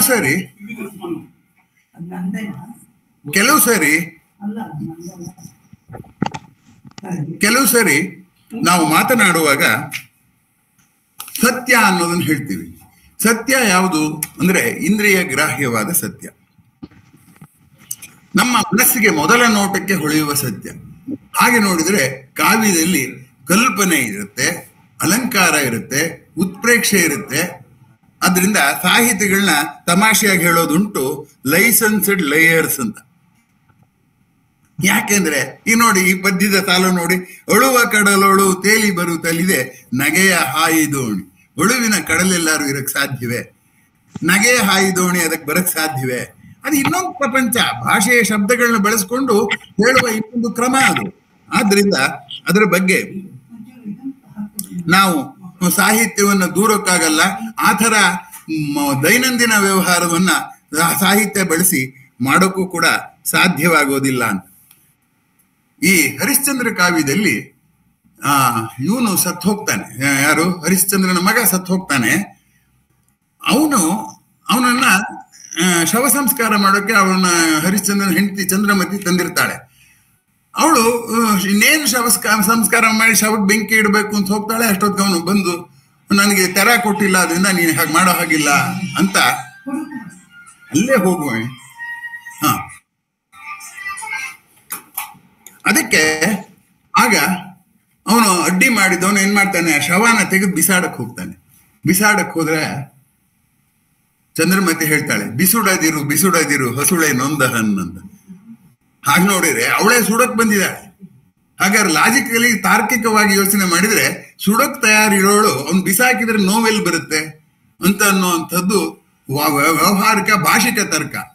ಆದ್ರೆ ಕಾವ್ಯದ ಅರ್ಥ ಬೇರೆ. ಆಕಾರ ಇರೋವರೆಗೂ ಮಮಕಾರ ಹೋಗೋದಿಲ್ಲ. ಅವಳಿಗೆ ಯಾವಾಗ ಇನ್ನೂ ಅವನಿಗೆ ಶವಸಂಸ್ಕಾರ ಮಾಡಿಲ್ವೋ ಅಲ್ಲಿವರೆಗೂ ಅವಳಿಗೆ ಮರೆತು ಅದು ಇನ್ನೂ ಜೀವ ಇರೋದು ಅನ್ನೋ ಭಾವನೆನೇ ಬರುತ್ತೆ ಅನ್ನುವಂತಹ ಕಾವ್ಯ ಸತ್ಯವನ್ನ ಅದು ಹೇಳುತ್ತೆ. ಅಂದ್ರೆ ಏನರ್ಥ, ವ್ಯಾವಹಾರಿಕ ಸತ್ಯದಲ್ಲಿ ಸಂಮೋಹನ ಮಾಡೋಕ್ಕಾಗದೆ ಇರೋ ಇನ್ನೇನೇನೋ ಆವೇಶಗಳನ್ನ ಆ ಸಾಲಿನಲ್ಲಿ ತುಂಬಬೇಕು ಅಂತ ಕಾವ್ಯ ಹುಟ್ಟುತ್ತೆ ಅಂತ ನಾನು ತಿಳ್ಕೊಂಡಿದ್ದೀನಿ. ಹೀಗಾಗಿ ಕಾವ್ಯದಲ್ಲಿ ಅಸಂಭಾವ್ಯತೆಗೆ ಅವಕಾಶ ಇದೆ, ಕಲ್ಪನೆಗೆ ಅವಕಾಶ ಇದೆ, ಅಸಹಜಕ್ಕೆ ಅವಕಾಶ ಇದೆ. ವ್ಯಾವಹಾರಿಕ ಸತ್ಯವೇ ಬೇರೆ, ಕಾವ್ಯ ಸತ್ಯವೇ ಬೇರೆ. ಕಾಡು ಕಾಡೆಂದರೆ ಕಾಡೇನ ಬಣ್ಣಿಸಲಿ, ಒಳಗಿನ ಪರಿ ಅರಿಯಲಾರೆ ಶಿವನೇ, ಹೊರಗಿನ ಪರಿ ನಂಬಲಾರೆ ಅಂತ ಒಂದು ಸಾಲು ಇದೆ. ಅದನ್ನ ಚಂದ್ರಶೇಖರ ಕಂಬಾರರು ಬರೆದಿರುವಂಥದ್ದು. ಅಲ್ಲಿ ಕಾಡು ಅಂದ್ರೆ ಇದು ಬರೀ ಕಾಡಿನ ವಿಷಯ ಅಲ್ಲ ಅಂತ ನಮಗೂ ಹೊಳೆಯುತ್ತಲ್ವಾ. ಯಾರನ್ನಾರು ಮನುಷ್ಯನ ಅರ್ಥ ಮಾಡ್ಕೊಳಕ್ ಹೋದ್ರೆ ನನ್ಗೆ ಅವನ ವರ್ತನೆ ಕಾಣುತ್ತೆ, ಫ್ಯಾಕ್ಟ್ಸ್ ಕಾಣುತ್ತೆ. ಅದ್ರ ಹಿಂದಿರೋ ಕಾರಣ ಇದೆಯಲ್ಲ, ಅದು ಬಹಳ ಗೊಂದಲವಾಗಿರುತ್ತೆ. ಒಳಗಿನ ಪರಿ ಅರಿಯಲಾರೆ ಶಿವನೇ, ಹೊರಗಿನ ಪರಿ ನಂಬಲಾರೆ ಅಂದ್ರೆ ಅದು ಕಾಡಿನ ವಿಷಯವೇ ಅಲ್ಲ ಅನ್ನೋದು ನಾವಿಲ್ಲಿ ಗಮನಿಸಬೇಕಾದ್ದು. ತೋರಿಕೆ ಸತ್ಯ ಇದೆಯಲ್ಲ, ಅದು ಇಂದ್ರಿಯ ಮಟ್ಟದ್ದು, ಕಾವ್ಯ ಸತ್ಯ ಮನಸ್ಸಿನ ಮಟ್ಟದ್ದು, ಕೊಂಚ ಮಟ್ಟಿಗೆ ಸುಪ್ತ ಮನಸ್ಸಿಗೆ ಸಂಬಂಧಪಟ್ಟದ್ದು ಹೌದು. ಯಾಕಪ್ಪ ಅಂದ್ರೆ ಒಬ್ಬ ಕಾವ್ಯ ಬರೆಯುವಾಗ ಕೆಲವೊಂದು ಕಲ್ಪನೆಯೊಂದಿಗೆ ಬರಿತಾ ಇರ್ತಾನಲ್ಲ, ಅದಲ್ಲದೆ ಹೊಸ ಸಂಗತಿಗಳು ಅಲ್ಲಿ ಬಂದು ಸೇರ್ಕೊಂಡ್ಬಿಡುತ್ತೆ. ಗೋವಿಂದ ಪೈಗಳು ಧಾರವಾಡದಲ್ಲಿ ಒಂದು ಸಭೆಯಲ್ಲಿ ಇದ್ದಾಗ ಯಾರೋ ಅವರ ಕಾವ್ಯದ ಬಗ್ಗೆ, ಗೋಲ್ಗೋತ ಮತ್ತು ವೈಶಾಖಿಯ ಬಗ್ಗೆ ಹೇಳುವಾಗ ಅವರು ಹೇಳ್ತಿದ್ರಂತೆ, ಏನಂತಂದ್ರೆ, ಇಳೆಯ ಸಂಕಷ್ಟಗಳ ಮರುವ ಪಾರಗಾಣಿಸುವ ಒಂಟಿ ಎಂದ ಪಿಲಾತ ನಕಟ ನರಿವನೇ ಎಂಬಂತ. ಆಗ ಅವರು ಉತ್ತರ ಕರ್ನಾಟಕದಲ್ಲೆಲ್ಲ ಗುಡಿಸ್ಕೊಡ್ತಾರಲ್ಲ ಒಂಟಿ ಅಂತ. ಅವರು ನೋಡಿ ಎಷ್ಟು ಜನ ಬರ್ತಾರೆ, ಮರುಭೂಮಿ ಇದೆ ಒಂಟೆ ಇದೆ ಅಂದ್ರಂತೆ. ಆಗ ಗೋವಿಂದ ಪೈ ನಿಂತ್ಕೊಂಡ್ಬಿಟ್ಟು, ಅಪ್ಪ ನಾನು ಒಂಟಿ ಅಂದ್ರೆ ಅಲೋನ್ ಅಂತ ಬರ್ದಿದ್ದು, ಈಗ ನೀವು ನನ್ನ ಪದ್ಯಕ್ಕೆ ನೀವು ಹೊಸ ಅರ್ಥ ಹೇಳ್ಕೊಟ್ರಿ ಅಂತ ಹೇಳಿದ್ರಂತೆ. ಅಂತ ಅವರು ಇವರು ನನಗೆ ಗೊತ್ತಿರ್ಲಿಲ್ಲ ಅಂತ ಹೇಳಿರ್ಬೋದು ಗೋವಿಂದ ಪೈಗಳು. ಅವರ ಸುಪ್ತ ಸಬ್ ಕಾನ್ಶಿಯಸ್ ನಲ್ಲಿ ಅದು ಇರಲೂಬಹುದು. ಆ ದೃಷ್ಟಿಯಿಂದ ಈ ಕಾವ್ಯ ಭಾಷೆಯನ್ನೇ ನೆಚ್ಚಿಕೊಂಡವ್ರಿಗೆ ಕಚಗುಳಿ ಇಡುತ್ತೆ, ಕಾಲೆಳೆಯುತ್ತೆ, ಕೆಳಗೆ ಕೆಡವುತ್ತೆ. ಈ ಅಂಶವನ್ನ ನಾನು ನಿಮ್ಗೆ ಹೇಳೋದಕ್ಕೆ ಹೊರಟಿದ್ದು. ಅಂದ್ರೆ ಏನಾಗುತ್ತೆ, ಯಥಾರ್ಥದ ಗೆರೆ ಬೆಲೆಯನ್ನು ಇಟ್ಕೊಂಡು ಹಾಕಿ ಬೆಲೆಗಳನ್ನೆಲ್ಲ ಜೋಡಿಸಿ ಮಾಡಿರೋ ರೇಖೆ ಅದು. ಆದ್ರೆ ಕಾವ್ಯ ಇದೆಯಲ್ಲ, ಅದು ಎಕ್ಸ್ಟ್ರಾಪೊಲೇಟೆಡ್, ಇನ್ನು ವಿಸ್ತೃತಗೊಂಡದ್ದು. ಈ ಯಥಾರ್ಥವನ್ನು ವಿಸ್ತೃತಗೊಳಿಸಿ ಕಾವ್ಯವನ್ನ ಉತ್ಪ್ರೇಕ್ಷೆ ಮಾಡಿ ಹೇಳುವಂಥದ್ದು ಉಂಟು. ಹೀಗಾಗಿ ಕಾವ್ಯ ಯಾವತ್ತು ಗೋಜಲೆ, ಇಂದ್ರಿಯ, ಮನಸ್ಸು ಮತ್ತು ಬುದ್ಧಿಗಳ ಮೂಲಕ ನಾವು ನಾನು ಅನ್ನೋದು ಏಕವಚನ ವ್ಯಾಕರಣದ ರೀತ್ಯ. ಆದ್ರೆ ನನ್ನ ಇಂದ್ರಿಯಗಳಿಗೆ ಕಾಣೋ ಸತ್ಯವೇ ಬೇರೆ, ಮನಸ್ಸಿಗೆ ಹೊಳೆಯುವ ಸತ್ಯವೇ ಬೇರೆ, ಬುದ್ಧಿಗೆ ಹೊಳೆಯುವ ಸತ್ಯವೇ ಬೇರೆ. ಇವುಗಳ ಮೂರರ ಮಧ್ಯೆ ಸಾಂಗತ್ಯ ಇರಬೇಕು ಅಂತಲೂ ಇಲ್ಲ. ಹಗಲಾದ್ಮೇಲೆ ರಾತ್ರಿ ಆಗುತ್ತೆ ಅಂದ್ಬಿಟ್ಟು ಹಗಲಾಗೋದಕ್ಕೆ ರಾತ್ರಿ ಆಗೋದಕ್ಕೆ ಹಗಲು ಕಾರಣ ಅನ್ನೋದಾಗ್ಲಿ, ಹಗಲಾಗೋದಕ್ಕೆ ರಾತ್ರಿ ಕಾರಣ ಅಂತ ಅಲ್ಲ. ಒಂದೆರಡು ಪಕ್ಕದಲ್ಲಿ ಇದೆ ಅಂತ ಅರ್ಥ. ಒಂದಾದ್ಮೇಲೆ ಒಂದು ಬರೋದಿದೆ, ಒಂದಕ್ಕೊಂದಕ್ಕೆ ಸಂಬಂಧ ಇದೆ ಅಂತಲ್ಲ. ಹೀಗೆ ನಾವು ಆಲೋಚನೆ ಮಾಡುವಾಗ ಸುಪ್ತ ಚೇತನ, ಮನಸ್ಸು ಎಲ್ಲ ಭಾಗವಹಿಸುವಂಥದ್ದು ಕಾವ್ಯದಲ್ಲಿ ವಿಶೇಷವಾಗಿ ಕಾಣುತ್ತೆ. ವಿಶೇಷವಾಗಿ ದಾರ್ಶನಿಕರ ಕಾವ್ಯದಲ್ಲಿ ಮನಸ್ಸಿನ ಬುದ್ಧಿಯ ಇತಿಮಿತಿಗಳನ್ನು ಮೀರಿ ಹೇಳುವಂತಹ ಸಂಗತಿಗಳು ಕೂಡ ಕಾವ್ಯದಲ್ಲಿ ವಿಶೇಷವಾಗಿ ಕಂಡು ಬರುತ್ತೆ. ಅದು ಕಾವ್ಯದ ಸಾಲಿಗೆ ಬರುತ್ತೆ. ಅದಕ್ಕೆ ಕವಿಗಳಿಗೂ ಕೂಡ ದಾರ್ಶನಿಕ ಪದ್ಯಗಳನ್ನ ಅರ್ಥ ಹೇಳುವಾಗ ಕಷ್ಟ ಆಗುತ್ತೆ ಅನ್ನುವಂಥ ಸಂಗತಿ. ಆತ್ಮೀಯರೇ, ಕೆಲವೊಮ್ಮೆ ಈ ಲಕ್ಷ್ಯಾರ್ಥ ಇದೆಯಲ್ಲ ಕಾವ್ಯದಲ್ಲಿ, ಆ ಲಕ್ಷ್ಯಾರ್ಥ ಸ್ಪಷ್ಟವಾಗಿರಲ್ಲ, ವಾಚ್ಯಾರ್ಥದಷ್ಟು ಸ್ಪಷ್ಟವಾಗಿರಲ್ಲ. ಅವಾಗ ಯಾವಾಗ್ಲೂ ಗೋಳು. ಅದಕ್ಕೆ ಒಂದು ಉದಾಹರಣೆಯನ್ನ ನಾನು ನಿಮ್ಗೆ ಹೇಳೋದಕ್ಕೆ ಬಯಸ್ತೇನೆ. ನನ್ನ ಕಾಲದ ಮಿತಿ ಇನ್ನು ಕೆಲವೇ ನಿಮಿಷ ಅಂತ ನನಗೆ ಗೊತ್ತಿದೆ. Twinkle twinkle little star, how I wonder what you are up above the world so high like a diamond in the sky ಅನ್ನೋದು ಪ್ರಚಲಿತವಾದಂತ ಶಿಶು ಸಾಹಿತ್ಯದ ಒಂದು ಪದ್ಯದ ತುಣುಕು. ಯಾರೋ ಒಬ್ಬ ಅದನ್ನು ಓದ್ಬಿಟ್ಟು ಇನ್ನೊಂದು ಅಣಕು ಪದ್ಯ ಬರ್ದ. Twinkle twinkle little star I do not wonder what you are up above in the heaven you contain nothing but hydrogen ಅಂತ ಬರ್ದ. ಆತ ಪದ್ಯ ಬರ್ದಾಗ ಯಾರು ಅದನ್ನ ಗಂಭೀರವಾಗಿ ತಗೊಳ್ಳೇ ಇಲ್ಲ. ಏನಾಯ್ತು ಅಂದ್ರೆ ಏನೋ ಅವನು ಪದ್ಯಕ್ಕೆ ಇನ್ನೊಂದು ಪದ್ಯ ಬರ್ದ ಅಂತ ಹೇಳಿದ್ರು. ಇನ್ಯಾರೋ ವಿಜ್ಞಾನವನ್ನ ಪ್ರಚಾರ ಮಾಡೋಕ್ಕೋಸ್ಕರ ನಂಗೆ ವಂಡರ್ನ ಕಳೆಯುವಂತಹ ಒಂದು ವಿಶೇಷ ಸಂಗತಿ ಅದ್ರಲ್ಲಿ ಹೈಡ್ರೋಜನ್ ಇದೆ ಅಂತ ಅನ್ನೋದನ್ನ ತಿಳಿಸ್ಕೊಟ್ಟಿದೆ ಅಂತ ವಿಜ್ಞಾನವನ್ನು ಹೊಗಳದ ಅಂತ ಸ್ವಲ್ಪ ವರ್ಷದ ಮೇಲೆ ಹೇಳಿದ್ರು. ಆಮೇಲೆ ಇನ್ನೊಬ್ರು ಹೇಳಿದ್ರು, ಇಲ್ಲ ಇದು ವಿಜ್ಞಾನದ ವಿಮರ್ಶೆ. ಯಾಕೆಂದ್ರೆ twinkle twinkle little star I do not wonder what you are ಅಂತ ಹೇಳ್ತೀನಲ್ಲ, ವಿಜ್ಞಾನ ವಂಡರ್ನೆಲ್ಲ ಕೊಂದು ಬಿಡುತ್ತೆ ಅಂತ ಹೇಳಿದ್ರು. ಇನ್ನೂ ಸ್ವಲ್ಪ ದಿವಸ ಹೋದ್ಮೇಲೆ ಆ ಪದ್ಯವನ್ನು ಅತ್ಯಂತ ಶ್ರೇಷ್ಠ ಪದ್ಯ ಅಂತ ಪರಿಗಣಿಸಿದ್ರು. ಯಾಕೆ ಅಂತಂದ್ರೆ ಅವನು ವಿಜ್ಞಾನವನ್ನು ಖಂಡಿಸಿಲ್ಲ, ವಂಡರ್ನ ವಿಜ್ಞಾನ ಸಾಯಿಸೋದಿಲ್ಲ, ಒಂದು ವಂಡರ್ನ ಅನೇಕ ವಂಡರ್ಗಳಾಗಿಸುತ್ತೆ ಅನ್ನುವಂಥ ಒಂದು ಅಂಶ ಗಮನಿಸಬೇಕಾದ್ದು. ಈ ವಿಚಾರವಾದಿಗಳು ಅಂತ ಇದಾರಲ್ಲ, ಅವ್ರಿಗೆ ಸಾಹಿತ್ಯ ಧರ್ಮದಲ್ಲಿ ಬರೋದು ತೊಂದರೆ ಅದೇ. ಯಾಕೆಂದ್ರೆ ಲಕ್ಷ್ಯಾರ್ಥಕ್ಕೆ ಇಂದ್ರಿಯ ಗ್ರಾಹ್ಯ ಸಂಗತಿಗಳಿಗೆ ಸತ್ಯ ಇದೆ. ಯಾಕೆಂದ್ರೆ ನಾವು ಪ್ರಕೃತಿಯನ್ನು ನೋಡ್ತೀವಿ, ಮಾಡ್ತೀವಿ.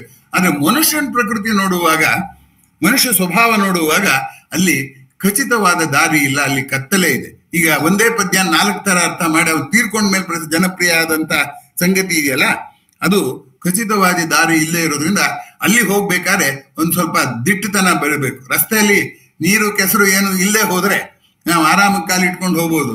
ಅಲ್ಲೇನಾದ್ರು ಕೆಸರಿದ್ರೆ ಜೋಪಾನಕ್ಕೆ ಕಾಲಿಡ್ಬೇಕಲ್ಲ. ಹಾಗೆ ಸಾಹಿತ್ಯವನ್ನ ಅರ್ಥ ಮಾಡ್ಕೋಬೇಕಾದ್ರೆ ಭಾಷಾ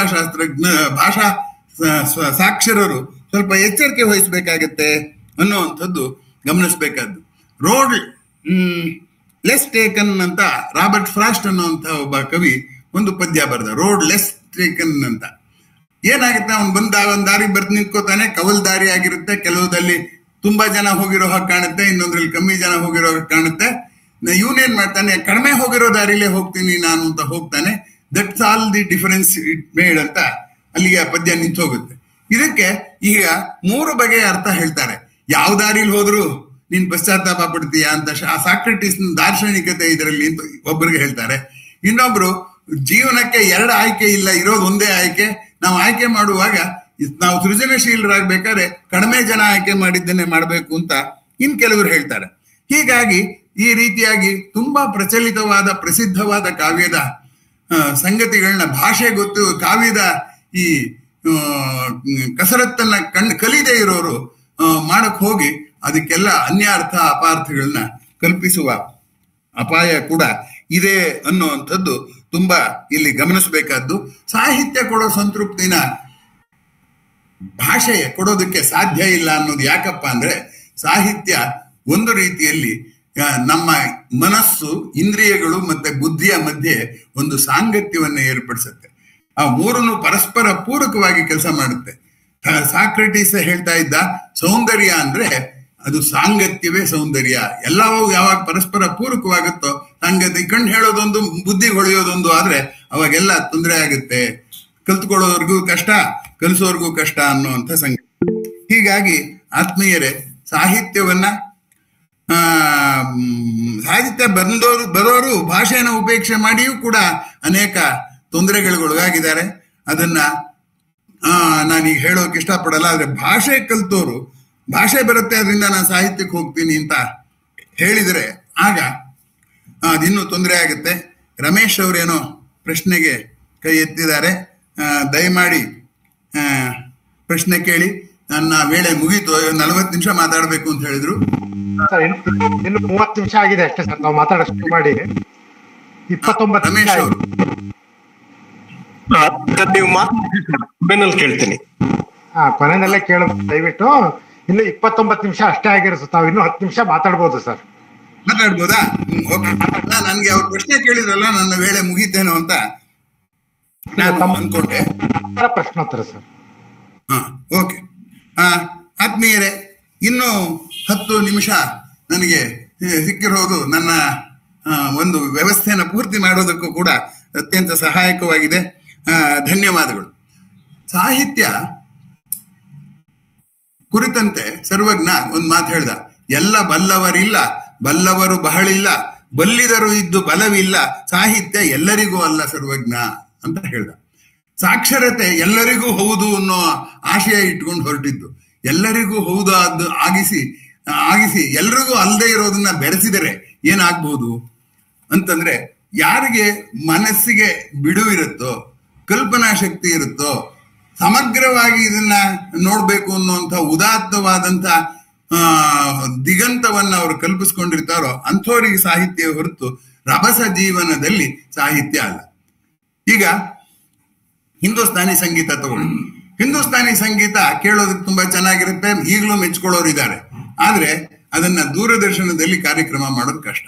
ಯಾಕೆಂದ್ರೆ ಅವ್ರು 3 ನಿಮಿಷಕ್ಕೊಂದ್ಸತಿ ಇವ್ರ ಅಡ್ವರ್ಟೈಸ್ಮೆಂಟ್ ಹಾಕ್ಬಿಟ್ರೆ ಏನಾಗುತ್ತೆ, ಒಂದು ರಸ ಸೃಷ್ಟಿ ಏನಾಗಿರುತ್ತೆ ಆ ಸಂಗೀತದ ಧಾಟಿಯಲ್ಲಿ, ಅದು ಮಧ್ಯೆ ಮಧ್ಯೆ ಕತ್ತರಿಸ್ತಾ ಹೋದ್ರೆ ಮೂಲ ಆಶಯ ಮುಂದುವರಿಕೆ ಆಗೋದಕ್ಕೆ ಸಾಧ್ಯವಿಲ್ಲ.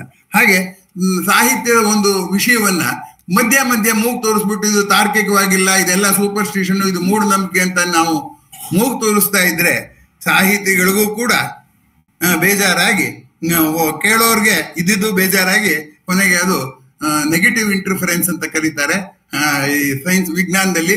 ಹಾಗಾಗಿ ಅದು ತುಂಬಾ ತಾಪತ್ರಯಕ್ಕೆ ಬರುತ್ತೆ. ಆ ತಾಪತ್ರಯ ವಿಜ್ಞಾನ ಬರೋಕ್ ಮುಂಚೆನೂ ಇತ್ತು ಅನ್ನೋದಕ್ಕೆ ಒಂದು ಸಂಸ್ಕೃತ ಶ್ಲೋಕ ಹೇಳುತ್ತೆ, ಅರಸಿಕೇಶು ಕವಿತ್ವ ನಿವೇದನಂ ಶಿರಸಿ ಮಾಲಿಕ ಮಾಲಿಕ. ನೀನ್ ಏನ್ ಶಿಕ್ಷಣ ಕೊಡು, ಪೂರ್ವ ಜನ್ಮದ ಕರ್ಮ ಅಂತ ಅನುಭವಿಸ್ಬಿಡ್ತೀನಿ. ಬ್ರಹ್ಮನ್ ಕೇಳ್ಕೊತಾನೆ, ಇದೊಂದು ಮಾತ್ರ ಕೊಡಬೇಡ, ಯಾಕೆಂದ್ರೆ ಅರಸಿಕರ ಮುಂದೆ ಕಾವ್ಯ ಇದೆಯಲ್ಲ, ಕಾವ್ಯ ಇದು ನಿರೂಪಣೆ ಇದೆಯಲ್ಲ, ಅದನ್ನ ಮಾತ್ರ ನನ್ನ ಕವಿತ್ವ ನಿವೇದನವನ್ನ ಮಾಲಿಕ ಮಾಲಿಕ ಅಂತ 2 ಸರಿ ಹೇಳಿ ಆ ಹಿಂಸೆಯನ್ನ ಪಾಪ ತಾತ ತೋಡ್ಕೋತಾನೆ. ಎಲ್ಲ ಕಾಲದಲ್ಲೂ ಇದೇ ತಾಪತ್ರಯ. ಎಂಥದ್ದು, ವಿದ್ಯಾರ್ಹತೆ ಇರೋರು, ಮಾನ್ಯತೆ ಪಡೆದಿರುವ ಶಾಲು ಪಂಡಿತರು ಸಾಮಾನ್ಯ ಪ್ರತಿಭೆಯನ್ನ ಹಿಂದಕ್ಕೆ ತಳ್ಳಿರೋದೇ ಅನೇಕ ಸರಿ ನಿಜ. ಆದ್ದರಿಂದ ಈ ಮಾತು ಇದೆಯಲ್ಲ, ಅರಸಿಕೇಶ ಕವಿತ್ವ ವೇದನ ಶಿರಸಿ ಮಾಲಿಕ ಮಾಲಿಕ ಅಂತಂದ್ರೆ ಏನಾಗುತ್ತೆ ಅಂದ್ರೆ, ನಾವು ಆಂಜನೇಯನನ್ನ ಸಾಮಾನ್ಯ ಅಂತ ಭಾವಿಸಿ ಲಂಕೆಯವರೆಲ್ಲ ಕಷ್ಟಕ್ಕೆ ಸಿಕ್ಕಾಕೊಂಡ ಹಾಗೆ ನಾವು ಸಾಹಿತ್ಯವೂ ಭಾಷೆ ಅಂತ ಭಾವಿಸಿ ಅನೇಕ ಗೊಂದಲಕ್ಕೆ ಒಳಗಾಗ್ತೀವಿ ಅನ್ನುವಂಥದ್ದು ನಾವಿಲ್ಲಿ ಗಮನಿಸಬೇಕಾಗಿರುವಂತ ಸಂಗತಿ. ಆತ್ಮೀಯರೇ, ಸಾಹಿತ್ಯ ಸಾಕ್ಷರತೆ ಬರಬೇಕಾದ್ರೆ ಏನಾಗ್ಬೇಕು? ಅದು ಬರವಣಿಗೆಯ ಸಾಕ್ಷರತೆ ಬಂದಾಗ ಸಾಹಿತ್ಯ ಸಾಕ್ಷರತೆ ಬಂದ್ರೆ ಏನಾಗ್ಬೇಕು, ಬರದೇ ಇದ್ರೆ ಏನಾಗುತ್ತೆ? 2 ಅಂಶನೂ ನಾನೀಗ ಸಂಕ್ಷೇಪವಾಗಿ ಹೇಳ್ತೀನಿ. ಸಾಕ್ಷರತೆ ಅಲ್ಲದೆ ಬರೇ ಬರೆಯೋದು ಓದೋದಲ್ಲೇ ನಾವು ತರಗತಿಗಳಲ್ಲಿ ಭಾಷಾ ಕಲಿಕೆಯನ್ನ ಹೇಳ್ಕೊಡ್ತಾ ಇದ್ದೀವಿ ಮಕ್ಕಳಿಗೆ. ಆದ್ರೆ ಅದೆಲ್ಲ ಓದಿದಾದ್ಮೇಲೆ ಅವ್ರು ಏನಾಗಿದ್ದಾರೆ? DL ನರಸಿಂಹಾಚಾರ್ಯ ಹೇಳ್ತಿದ್ರಂತೆ, ಪದವೀಧರ ಏನು ಅನಕ್ಷರಸ್ತು ನಮ್ಮ ರಾಜ್ಯದ ತುಂಬಾ ಇದ್ದಾರೆ ಅಂತ. ಅವ್ರ ಪದವಿ ಬಂದಿದೆ, ಅವರು ಓದಿದ್ದಾದ್ಮೇಲೆ ನ್ಯೂಸ್ ಪೇಪರ್ ಕೂಡ ನೋಡೋದಿಲ್ಲ, ಬರೀ ಸಿನಿಮಾ ವಾಲ್ ಪೋಸ್ಟರ್ ನೋಡ್ತಾರೆ ಅಷ್ಟೇ. ಹೀಗಾಗಿ ಪದವೀಧರ ಅನಕ್ಷರಸ್ಥರಾಗಿದ್ದಾರೆ ಅಂದ್ರೆ ಈ ಸಾಹಿತ್ಯ ಸಾಕ್ಷರತೆ ಸೋತಿದೆ ಅನ್ನುವಂಥದ್ದಕ್ಕೆ ಇದಕ್ಕಿನ್ನ ಇನ್ನು ಪುರಾವೆ ಬೇಕಿಲ್ಲ. ಸಾಹಿತ್ಯ ಕಲಿಸಿಯೇ ಸೋತಿರುವಾಗ ಕಲಿದಲೇ ಇರೋರು ಸಾಹಿತ್ಯಕ್ಕೆ ಕೈ ಹಾಕಿದ್ರೆ ಏನೆಲ್ಲ ಅನಾಹುತ ಆಗ್ಬೋದು ಅನ್ನುವಂಥದ್ದನ್ನ ನೀವೇ ಕಲ್ಪಿಸ್ಕೊಳ್ಳಿ. ಹೀಗಾಗಿ ಸಾಕ್ಷರತೆ ಅಂದ್ರೆ ಏನಿರ್ಬೇಕು ಅಂದ್ರೆ, ಬರೇ ಅಕ್ಷರ ಬರುತ್ತೆ, ನಂಗೆ ಶಬ್ದ ಗೊತ್ತಿದೆ, ನಾನು ಸಾಹಿತ್ಯ ಓದ್ಬಲ್ಲೆ ಅನ್ನೋ ಹುಮ್ಮನ್ನ ಬಿಟ್ಟು ವಿನೀತ ಭಾವದಿಂದ ನಮ್ಮ ಬೇರೆ ಸಾಮರ್ಥ್ಯಗಳನ್ನ ಹೆಚ್ಚಿಸ್ಕೋಬೇಕಾಗತ್ತೆ. ಒಂದು ಸಾಹಿತ್ಯದ ಭಾಷೆಯನ್ನ ಮಾಡ್ಕೋಬೇಕಾಗತ್ತೆ. ಜೊತೆಗೆ ಆ ಭಾಷೆಯನ್ನ ಬೇರೆ ಬೇರೆ ರೀತಿಯಲ್ಲಿ ಬಳಕೆ ಮಾಡುವಂತ ಕಲಾತ್ಮಕತೆ ಬೇಕಾಗುತ್ತೆ. ನಾದ ಬೇಕು, ನಾದ ಬೇಕು ಅಂತಾರೆ ಬೇಂದ್ರೆಯವರು. ನಾದ ಬೇಕು ಅಂದ್ರೆ ಹಿಟ್ಟನ್ನ ನೀಡಿಂಗ್ ಅಂತಾರಲ್ಲ, ಅದು ನಾದದು ಹಿಟ್ಟನ್ನು ಮಿದಿಯೋದು. ನಾದ ಬೇಕು ಅಂತಾರೆ. ನಾದ ಅಂದ್ರೆ ಸಂಗೀತ ಅಂತಲೂ ಆಗುತ್ತೆ.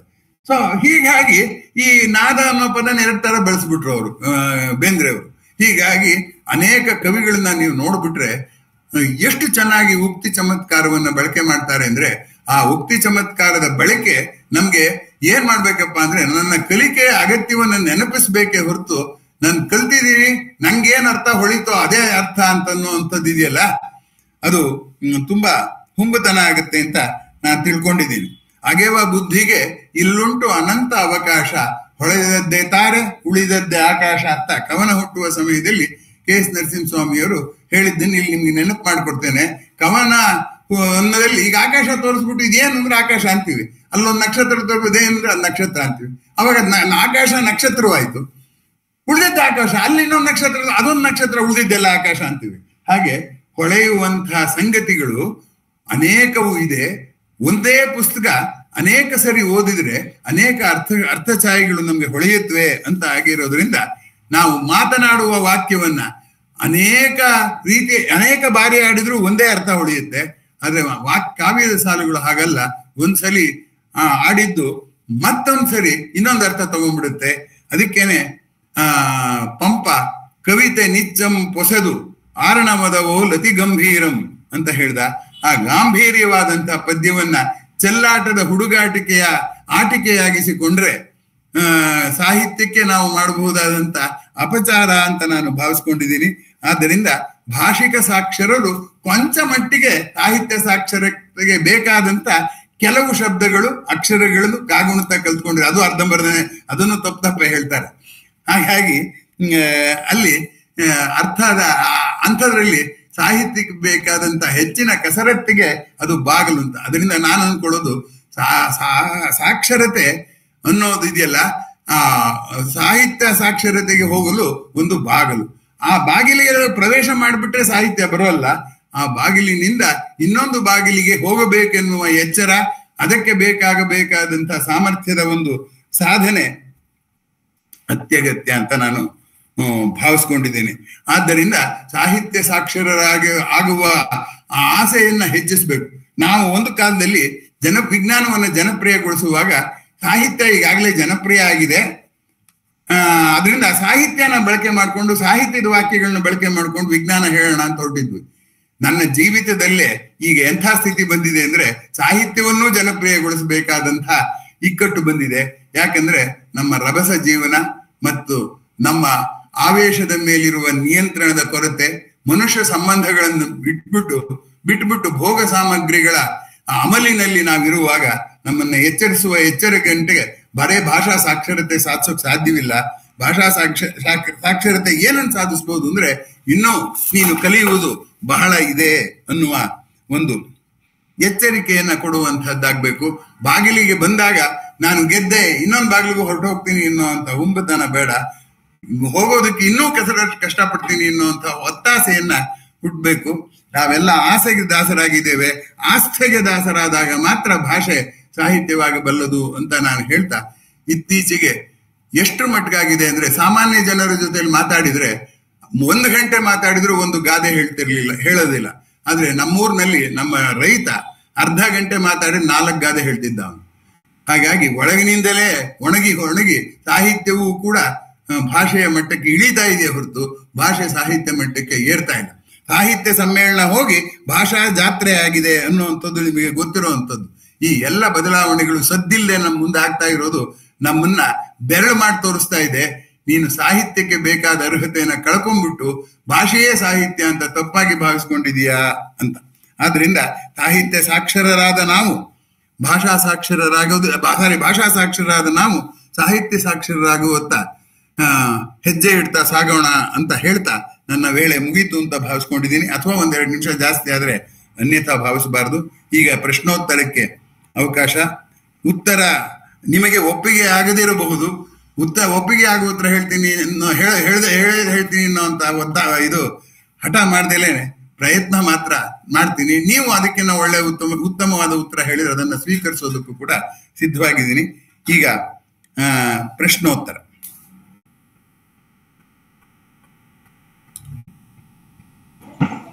ಚಂದ್ರಕಲಾ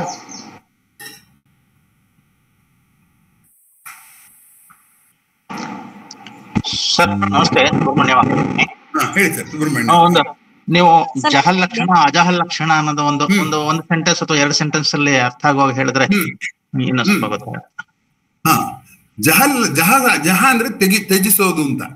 ಮೂಲ ಅರ್ಥವನ್ನ ತ್ಯಜಿಸಿ ಇನ್ನೊಂದು ವಿಶೇಷ ಅರ್ಥವನ್ನ ಸ್ವೀಕರಿಸೋದನ್ನ ಜಹಲ್ ಲಕ್ಷಣ ಅಂತಾರೆ. ಮೂಲ ಅರ್ಥವನ್ನು ನಿರಾಕರಿಸಿ ಹೊಸ ಅರ್ಥವನ್ನು ಹುಡುಕೋದಕ್ಕೆ ಏನಂತ ಕರೀತಾರೆ? ಜಹಲ್ ಲಕ್ಷಣ ಅಂತಾರೆ. ಮೂಲ ಅರ್ಥವನ್ನೂ ತಗೊಂಡು ಇನ್ನೊಂದು ಅರ್ಥವನ್ನು ತುಂಬಿಕೊಳ್ಳುವುದಕ್ಕೆ ಅಜಹಲ್ ಲಕ್ಷಣ ಅಂತಾರೆ. ಇನ್ನೊಂದಿದೆ ಅರ್ಧ, ಈಗ ಕಮಲದಂಥ ಸಿಂಹದಂತ ಮನುಷ್ಯ ಅಂತಂದ್ರೆ ಸಿಂಹದಾಗಿ ಇವನ ಹತ್ರ ಬಾಲ ಇದೆಯೋ ಅಂತಂತೀವೋ, ಇಲ್ಲ. ಅದಕ್ಕೆ ಭಾಗತ್ಯಾಗ ಲಕ್ಷಣ ಅಂತಾನೂ ಇದೆ. ಜಹಲ್ ಲಕ್ಷಣ, ಅಜಹಲ್ ಲಕ್ಷಣ ಮತ್ತು ಭಾಗತ್ಯಾಗ ಲಕ್ಷಣ ಅಂತ ಮೂರಿದೆ. ಇದನ್ನ ನೀವು ತುಂಬಾ ಸ್ಪಷ್ಟ ಮಾಡ್ಕೋಬೇಕಾದ್ರೆ ದಯಮಾಡಿ ಭಾರತೀಯ ಕಾವ್ಯ ಮೀಮಾಂಸೆ ಓದಿ. ಆ ಭಾರತೀಯ ಕಾವ್ಯ ಮೀಮಾಂಸೆಯಲ್ಲಿ ಇದರ ವಿಸ್ತೃತವಾದ ವಿವರಣೆ ಇದೆ. ಭಾರತೀಯ ಕಾವ್ಯ ಮೀಮಾಂಸೆ ಓದ್ಬಿಟ್ರೇನೆ ನಮ್ಗೆ ಸಾಹಿತ್ಯ ಸಾಕ್ಷರತೆಗೂ ಮತ್ತೆ ಭಾಷಾ ಸಾಕ್ಷರತೆಗೂ ಇರುವ ಕಂದರ ಎಷ್ಟು ಅನ್ನೋದು ಸ್ಪಷ್ಟವಾಗ್ತಾ ಹೋಗುತ್ತೆ. ಧ್ವನಿ ಅಂದ್ರೇನು, ರಸ ಅಂದ್ರೇನು. ನಾನು ಮುಂದೆ ನಮ್ಮ ಗುಂಪಿನಲ್ಲಿ ರಸದ ಬಗ್ಗೆ, ರಸಕ್ಕೂ ಆವೇಶಕ್ಕೂ ಇರುವ ವ್ಯತ್ಯಾಸದ ಬಗ್ಗೆ ಮಾತನಾಡಲಿದ್ದೇನೆ. ತಮ್ಮಲ್ಲಿ ಆಸಕ್ತರು ಬರಬಹುದು, ಅದರ ಲಿಂಕ್ ಅನ್ನು ನಿಮ್ಗೆ ಕಳಿಸಲಾಗುವುದು. ಮುಂದಿನ ಪ್ರಶ್ನೆ. ಧನ್ಯವಾದಗಳು ಸರ್. ಮುಂದಿನ ಪ್ರಶ್ನೆ ಸರ್ ನಮಸ್ತೆ.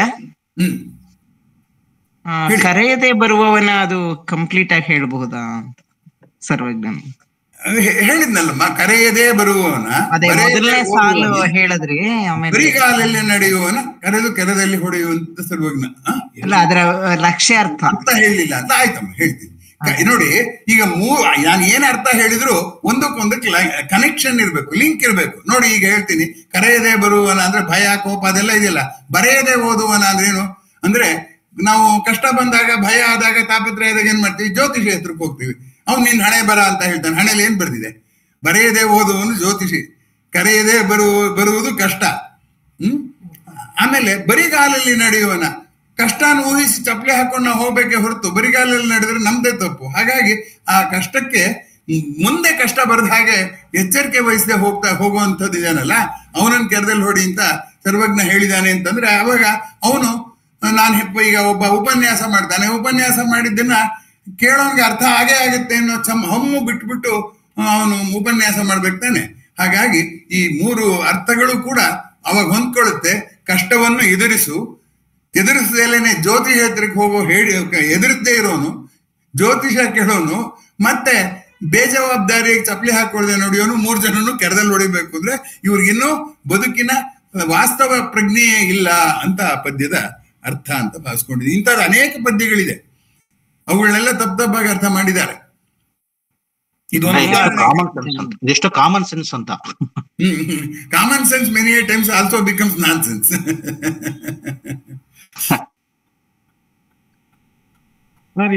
ನಿಮ್ಮ ಉಪನ್ಯಾಸ ಬಹಳ ಅಮೋಘವಾಗಿತ್ತು. ಆದ್ರೆ ಈ ಒಂದು ಸಾಹಿತ್ಯ ಸಾಕ್ಷರತೆಯಲ್ಲಿ, ಸಾಹಿತ್ಯ ಪರಿಚಾರಿಕೆಯಲ್ಲಿ ತೊಡಗಿಸ್ಕೊಂಡಿರುವಂತವ್ರದ್ದು ಒಂದು ಪಾತ್ರ ಇದೆ ಅಂತ ನನಗೆ ಅನ್ಸುತ್ತೆ.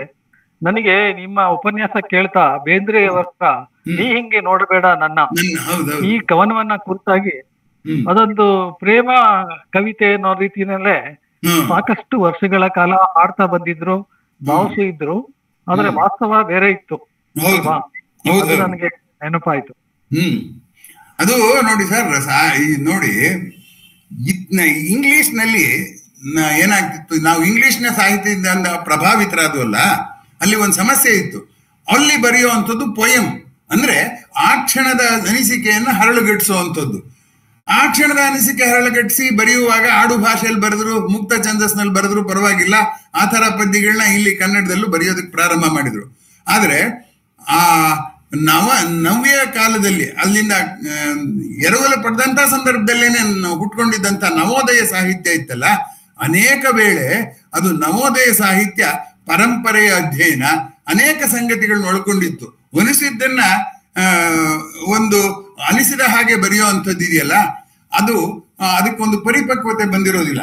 GS ಶಿವರುದ್ರಪ್ಪನವರು ಒಂದ್ಸರಿ ನಾವು ತುಮಕೂರು ಕಾಲೇಜಿನಲ್ಲಿ ನಾನು ಕೆಲಸ ಮಾಡುವಾಗ ಅವ್ನು ಕರೆಸಿದಾಗ ಅವ್ರು ಹೇಳಿದ್ರು, ನೀವು ಪದ್ಯ ಬರೆಯೋಕ್ ಶುರು ಮಾಡಬೇಡಿ, ನನಗೆ ಹೀಗೆ ಅನ್ಸಿದ್ದನ್ನ ಹಿಂದಿನ ಪರಂಪರೆಯಲ್ಲಿ ಯಾರ್ಯಾರು ಯಾವ್ಯಾವ ತರ ವ್ಯಕ್ತಪಡಿಸಿದ್ದಾರೆ ಅನ್ನೋದು ಒಂದ್ಸರಿ ನೋಡಿ, ವರ್ತಮಾನದ ಸಂವೇದನೆಗಳನ್ನ ಇಟ್ಕೊಳ್ಳಿ. ಆದ್ರೆ ಪರಂಪರೆಯನ್ನ ಕೈ ಬಿಟ್ರೆ ಅವಾಗ ಪರಂಪರೆಯೂ ಹಾಳಾಗುತ್ತೆ, ನಿಮ್ಮ ಬರವಣಿಗೆಯೂ ಹಾಳಾಗುತ್ತೆ ಅಂತ ಹೇಳಿದ್ದನ್ನ ನಿಮ್ಗೆ ನೆನಪಿಸೋದಕ್ಕೆ ಬಯಸ್ತೀನಿ. ಸಾಹಿತ್ಯ ಅಂದ್ರೆ ಬರೆದಿದ್ದೆಲ್ಲ ಸಾಹಿತ್ಯ ಅಂತ ಭ್ರಮಿಸಿಕೊಳ್ಳುವ ಅಪಾಯದ ಸ್ಥಿತಿಯಲ್ಲಿ ನಾವೀಗ ಸಿಕ್ಕಾಕೊಂಡ್ಬಿಟ್ಟಿದೀವಿ.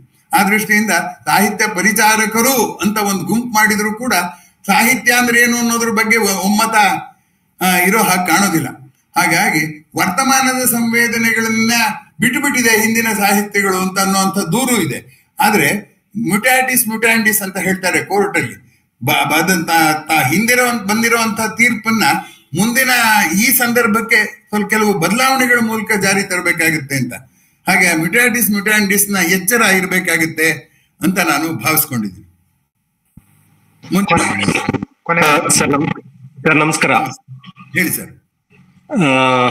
ಪ್ರಚಲಿತ ಸಮಸ್ಯೆಗಳ ತೀವ್ರತೆಯನ್ನ ಜನಸಾಮಾನ್ಯರಿಗೆ ಅರ್ಥ ಮಾಡಿಸುವಲ್ಲಿ ಸಾಹಿತ್ಯ ವಿಫಲವಾಗಿದೆ ಅನ್ನೋದು ಮತ್ತು ಸಾಹಿತಿಗಳು ಲೈಸೆನ್ಸ್ಡ್ ಲಯರ್ಸ್ ಅನ್ನುವಂತ ಮಾತು ತುಂಬಾ ಸಮಂಜಸವಾದ ಮಾತು ಅನ್ನೋದು ನನ್ನ ಅಭಿಪ್ರಾಯ. ತಮ್ಮ ಅಭಿಪ್ರಾಯ ಏನು ಸರ್? ನನ್ನ ಅಭಿಪ್ರಾಯ, ಈಗ ಲೈ ಅಂದ್ರೆ ಏನು, ಟ್ರೂತ್ ಅಂದ್ರೆ ಏನು ಅನ್ನೋದನ್ನೇ ತಗೊಳ್ಳೋಣ. ನಾವು ಇವರು ಗೌರೀಶ್ ಕಾಯ್ಕಿಣಿಯವರ ಬಗ್ಗೆ ಗೌರೀಶ್ ಕಾಯ್ಕಿಣಿಯವರು ವಿನಾಯಕರ ಅಭಿನಂದನಾ ಅಭಿನಂದನಾ ಗ್ರಂಥದಲ್ಲಿ ಒಂದು ಲೇಖನ ಬರೆದಿದ್ದಾರೆ. ಅದ್ರಲ್ಲಿ ಅವ್ರು ತುಂಬಾ ಚೆನ್ನಾಗಿ ಹೇಳ್ತಾರೆ, ಯಥಾರ್ಥ ಸತ್ಯ ಒಂದು ಗೆರೆ ಆದ್ರೆ ಕಾವ್ಯ ಸತ್ಯ ಆ ಗೆರೆಯಿಂದ ಮೇಲಿರುತ್ತೆ ಅಥವಾ ಕೆಳಗಿರುತ್ತೆ, ಅದ್ರ ಜೊತೆಗಿರಲ್ಲ ಅಂತ ಹೇಳ್ತಾರೆ. ಆದ್ದರಿಂದ ಏನಾಗುತ್ತಪ್ಪ ಅಂದ್ರೆ ಯಥಾರ್ಥ ಸತ್ಯವನ್ನ ನೆಚ್ಚಿಕೊಂಡವ್ರಿಗೆ ಕಾವ್ಯ ಯಾವಾಗ್ಲೂ ಸುಳ್ಳಾಗಿ ಕಾಣುತ್ತೆ. ಸುಳ್ಳು ನಿಜ ಅನ್ನೋದು ಕಾವ್ಯದ ಸುಳ್ಳೇ ಬೇರೆ, ದೈನಂದಿನ ವ್ಯವಹಾರದ ಸುಳ್ಳೇ ಬೇರೆ. ಈ ಎರಡು ಸುಳ್ಳುಗಳನ್ನ ನಾವು ಬೆರೆಸೋ ಹಾಗಿಲ್ಲ. ಅದರಿಂದ ಲೈಸೆನ್ಸ್ಡ್ ಲೈಯರ್ಸ್ ಅಂತ ನಾನು ಯಾಕೆ ಹೇಳಿದೆ ಅಂತಂದ್ರೆ ಒಂದು ಸಿನಿಕ್ ಮಾತಾಗಿ ಹೇಳಿದೆ ಅಷ್ಟೇ. ಯಾರು ಕಾವ್ಯವನ್ನೇ ಓದ್ದೆ ನನ್ನ ಇಂದ್ರಿಯಾನುಭವನ್ನೇ ನೆಚ್ಕೋತೀನಿ ಅನ್ನೋರು ಮಾಡುವಂತ ಒಂದು ಸಿನಿಕ್ ವಾಕ್ಯ ಅಂತ. ಹಾಗಾಗಿ ಇದು ನನ್ನ ಅಭಿಪ್ರಾಯ. ಏನಪ್ಪಾ ಅಂದ್ರೆ ಕಾವ್ಯ ಸತ್ಯವಾಗಿ ನೋಡ್ಬೇಕು. ಈಗ ಮೂಡುವನು ರವಿ ಮೂಡುವನು, ಕತ್ತಲೊಡನೆ ಜಗಳ ಆಡುವನು, ಮೂಡಣ ರಂಗಸ್ಥಳವನ್ನು ನೆತ್ತರು ಮಾಡುವನು ರವಿ ಮೂಡುವನು ಅಂದ್ರೆ ಯಥಾರ್ಥ ದೃಷ್ಟಿಯಿಂದ ಜಗಳ ಕತ್ಲೆಯಲ್ಲಿ ಆಡ್ಲೂ ಇಲ್ಲ, ಅಲ್ಲಿ ಬಂದಿದ್ ರಕ್ತನೂ ಅಲ್ಲ. ಅದ್ಯಾವುದೋ ಒಂದು ಚಲನಚಿತ್ರದಲ್ಲಿತ್ತು, ಸಾವಿತ್ರಿಗೆ ನೀನ್ ನೋಡ್ಬೇಕು ಕಣಮ್ಮ, ಅವ್ನು ನಗ್ತಾ ಇರ್ತಾಳೆ ಸಿನಿಮಾ ನಟಿ, ನೀನ್ ನೋಡಿದ್ ನಗ್ತಾ ಇರ್ಬೇಕು, ನೋಡ್ಬೇಕಮ್ಮ ಅಂದ್ರೆ ಅವ್ನ್ ನನ್ ಗಂಡನೂ ಅಲ್ಲ, ಅವ್ನ್ ಸತ್ತೂ ಇಲ್ಲ, ಅವ್ನ್ ಸತ್ಯವಾನ್ನೂ ಅಲ್ಲ, ನಾ ಸಾವಿತ್ರಿ ಇಷ್ಟು ಸುಳ್ಳು ನನ್ ಕೈಲಿ ಹೆಂಗೆ ಹೇಳ್ತೀರಾ ನೀವು ಅಂತ ಕೇಳ್ತಾಳೆ.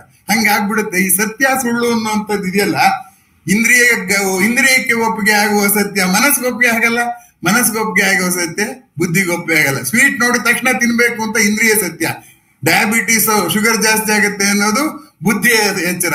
ಮನಸ್ಸು ಅವ್ರನ್ನ ಸಂತೋಷ ಪಡಿಸ್ಬೇಕು, ಪಾಪ ಬಡಿಸಿದವ್ರನ್ನ ತೀರಾ ಬೇಜಾರು ಮಾಡಬಾರ್ದು ಅಂತ ಮನಸ್ಸಿನ ಸತ್ಯ. ನೀವ್ ಯಾವ ಸತ್ಯನ ಫಾಲೋ ಮಾಡ್ತೀರಾ? ಯಾವ್ದು ಸತ್ಯ? ಹಾಗಾಗಿ ಈ ಮನುಷ್ಯ ಅನ್ನೋ ಏಕವಚನ ಆಗಿದ್ರೆ ಸತ್ಯ ಸುಳ್ಳನ್ನ ಸೀಳ್ ಬಿಡ್ಬೋದಾಗಿತ್ತು. ಇದು ಸತ್ಯ, ಇದು ಸುಳ್ಳು ಅಂತ 3 ಜನ ಇದ್ದಾರೆ ತಕಡಿ ಇಟ್ಕೊಂಡು. ಯಾವ ತಕಡಿ ನಿಮ್ಗೆ ಪ್ರಮಾಣವಾಗುತ್ತೆ ಹೇಳಿ? ಅದು ನನ್ನ ಅಭಿಪ್ರಾಯ. ಸರ್, ನನ್ನ ಮೊದಲನೇ ಪ್ರಶ್ನೆಗೆ ಉತ್ತರ ಸಿಗ್ಲಿಲ್ಲ. ಯಾವ್ದು ಹೇಳಿಸಿ ಇನ್ನೊಂದ್ಸರಿ ಹೇಳಿ. ಅದಕ್ಕೆ ಯಾವಾಗ್ಲೂ 2 ಪ್ರಶ್ನೆ ಕೇಳಬಾರ್ದು, ಒಂದೊಂದೇ ಪ್ರಶ್ನೆ ಕೇಳ್ಬೇಕಾಗತ್ತಾ? ಹೇಳಿ ಮೊದಲನೇ ಪ್ರಶ್ನೆ ಇನ್ನೊಂದ್ಸರಿ. ಇವತ್ತಿನ ಗಂಭೀರ ಸಮಸ್ಯೆಗಳೇನಿದಾವೆ ಆ ಸಮಸ್ಯೆಗಳ ತೀವ್ರತೆಯನ್ನ ಜನಸಾಮಾನ್ಯರಿಗೆ ಮುಟ್ಟಿಸೋದ್ರಲ್ಲಿ ಸಾಹಿತ್ಯ ವಿಫಲವಾಗಿದೆ ಅಂತ ಅನ್ನೋದು ನನ್ನ ಅಭಿಪ್ರಾಯ. ತಮಗೇನ್ ಅನ್ಸುತ್ತೆ? ಅದಕ್ಕೆ ಓಕೆ, ಸಾಹಿತ್ಯ ಸಮಸ್ಯೆಗಳನ್ನು ತಲುಪಿಸೋದು ಮಾತ್ರನೇನು, ಪ್ರಕೃತಿ ಇರುವ ಕೆಲವು ದಿನ ಮನುಷ್ಯ ಪ್ರಕೃತಿಯನ್ನು ನೋಡಿ ಆನಂದ ಪಡೋದು ಎಲ್ಲ ಕಾಲದ ಅಗತ್ಯ ಅಲ್ವೋ? ಆದ್ರಿಂದ ಇತ್ತೀಚೆಗೆ ಯಾಕೋ ಸಾಹಿತ್ಯ ಅನ್ನೋದು ಸಮಸ್ಯೆಯನ್ನು ವರದಿ ಮಾಡುವ, ಸಮಸ್ಯೆಯನ್ನ ಕೆರಳಿಸುವ ಸಲುವಾಗಿಯೇ ಹುಟ್ಟುಕೊಂಡಿದೆ ಅನ್ನುವಂಥ ಭಾವನೆ ಇದೆ ನನ್ನ ಪ್ರಕಾರ. ನೋಡಿ, ಒಂದು ನಾಯಿ ಕಚ್ಚುತ್ತೊಂದು ಮಗುನ, ಒಬ್ಬ ನಾಯಿ ನಟ್ಟಿಸ್ಕೊಂಡು ಹೋಗ್ತಾನೆ, ಇನ್ನೊಬ್ಬ ಔಷಧಿ ಕೊಡ್ತಾನೆ, ಇನ್ನೊಬ್ಬ ಮಗುನ್ ಸಮಾಧಾನ ಮಾಡ್ತಾನೆ, ಇನ್ನೊಂದು ಮಾಡ್ತಾನೆ ಅಂತ ಇಟ್ಕೊಳ್ಳೋಣ. ಒಂದೇ ಕ್ರಿಯೆಗೆ 4 ಪ್ರತಿಕ್ರಿಯೆರು. ಹಾಗೆ ಸಾಹಿತ್ಯಕ್ಕೂ ಅನೇಕ ಜವಾಬ್ದಾರಿಗಳಿದೆ. ಅದರಲ್ಲಿ ಜ್ಞಾಪಿಸುವುದು ಒಂದು ಇರಬಹುದು ಅಷ್ಟೇ ಹೊರತು ಈ ಸಾಹಿತ್ಯ ಅಂದ್ರೆ ಅದ್ರ ಕೆಲಸ ಬರೇ ಇಷ್ಟೇ ಅಂತ ನಾವು ಹೇಳಿದ್ರೆ ತಿರ್ಗಾ ಭಾಷೆ ಹಾಗೆ ಅದ್ರ ಜವಾಬ್ದಾರಿನ ಏಕವಚನ ಮಾಡಿರೋದಿಲ್ಲ. ಅದು ಇಂಗ್ಲಿಷ್ನಲ್ಲಿ ಒಂದು ವಾಕ್ಯ ಇದೆ, one who simplifies simply lies. ಹಾಗಾಗಿ ಸಾಹಿತ್ಯದ ಆಶಯಗಳು ಅನೇಕ ಇವೆ, ಅದರಲ್ಲಿ ಜನರನ್ನ ಎಚ್ಚರಿಸೋದು ಒನ್ ಆಫ್ ದೆಮ್ ಅಂತ ನಾನು ಅನ್ಕೊಂಡಿದ್ದೆ. ಧನ್ಯವಾದಗಳು ಸರ್. ಇಲ್ಲಿಗೆ ಪ್ರಶ್ನೋತ್ತರ ಮುಕ್ತಾಯ ಆಗಿದೆ. ಚಂದ್ರಕಲಾ ಇದ್ದಾರಾ?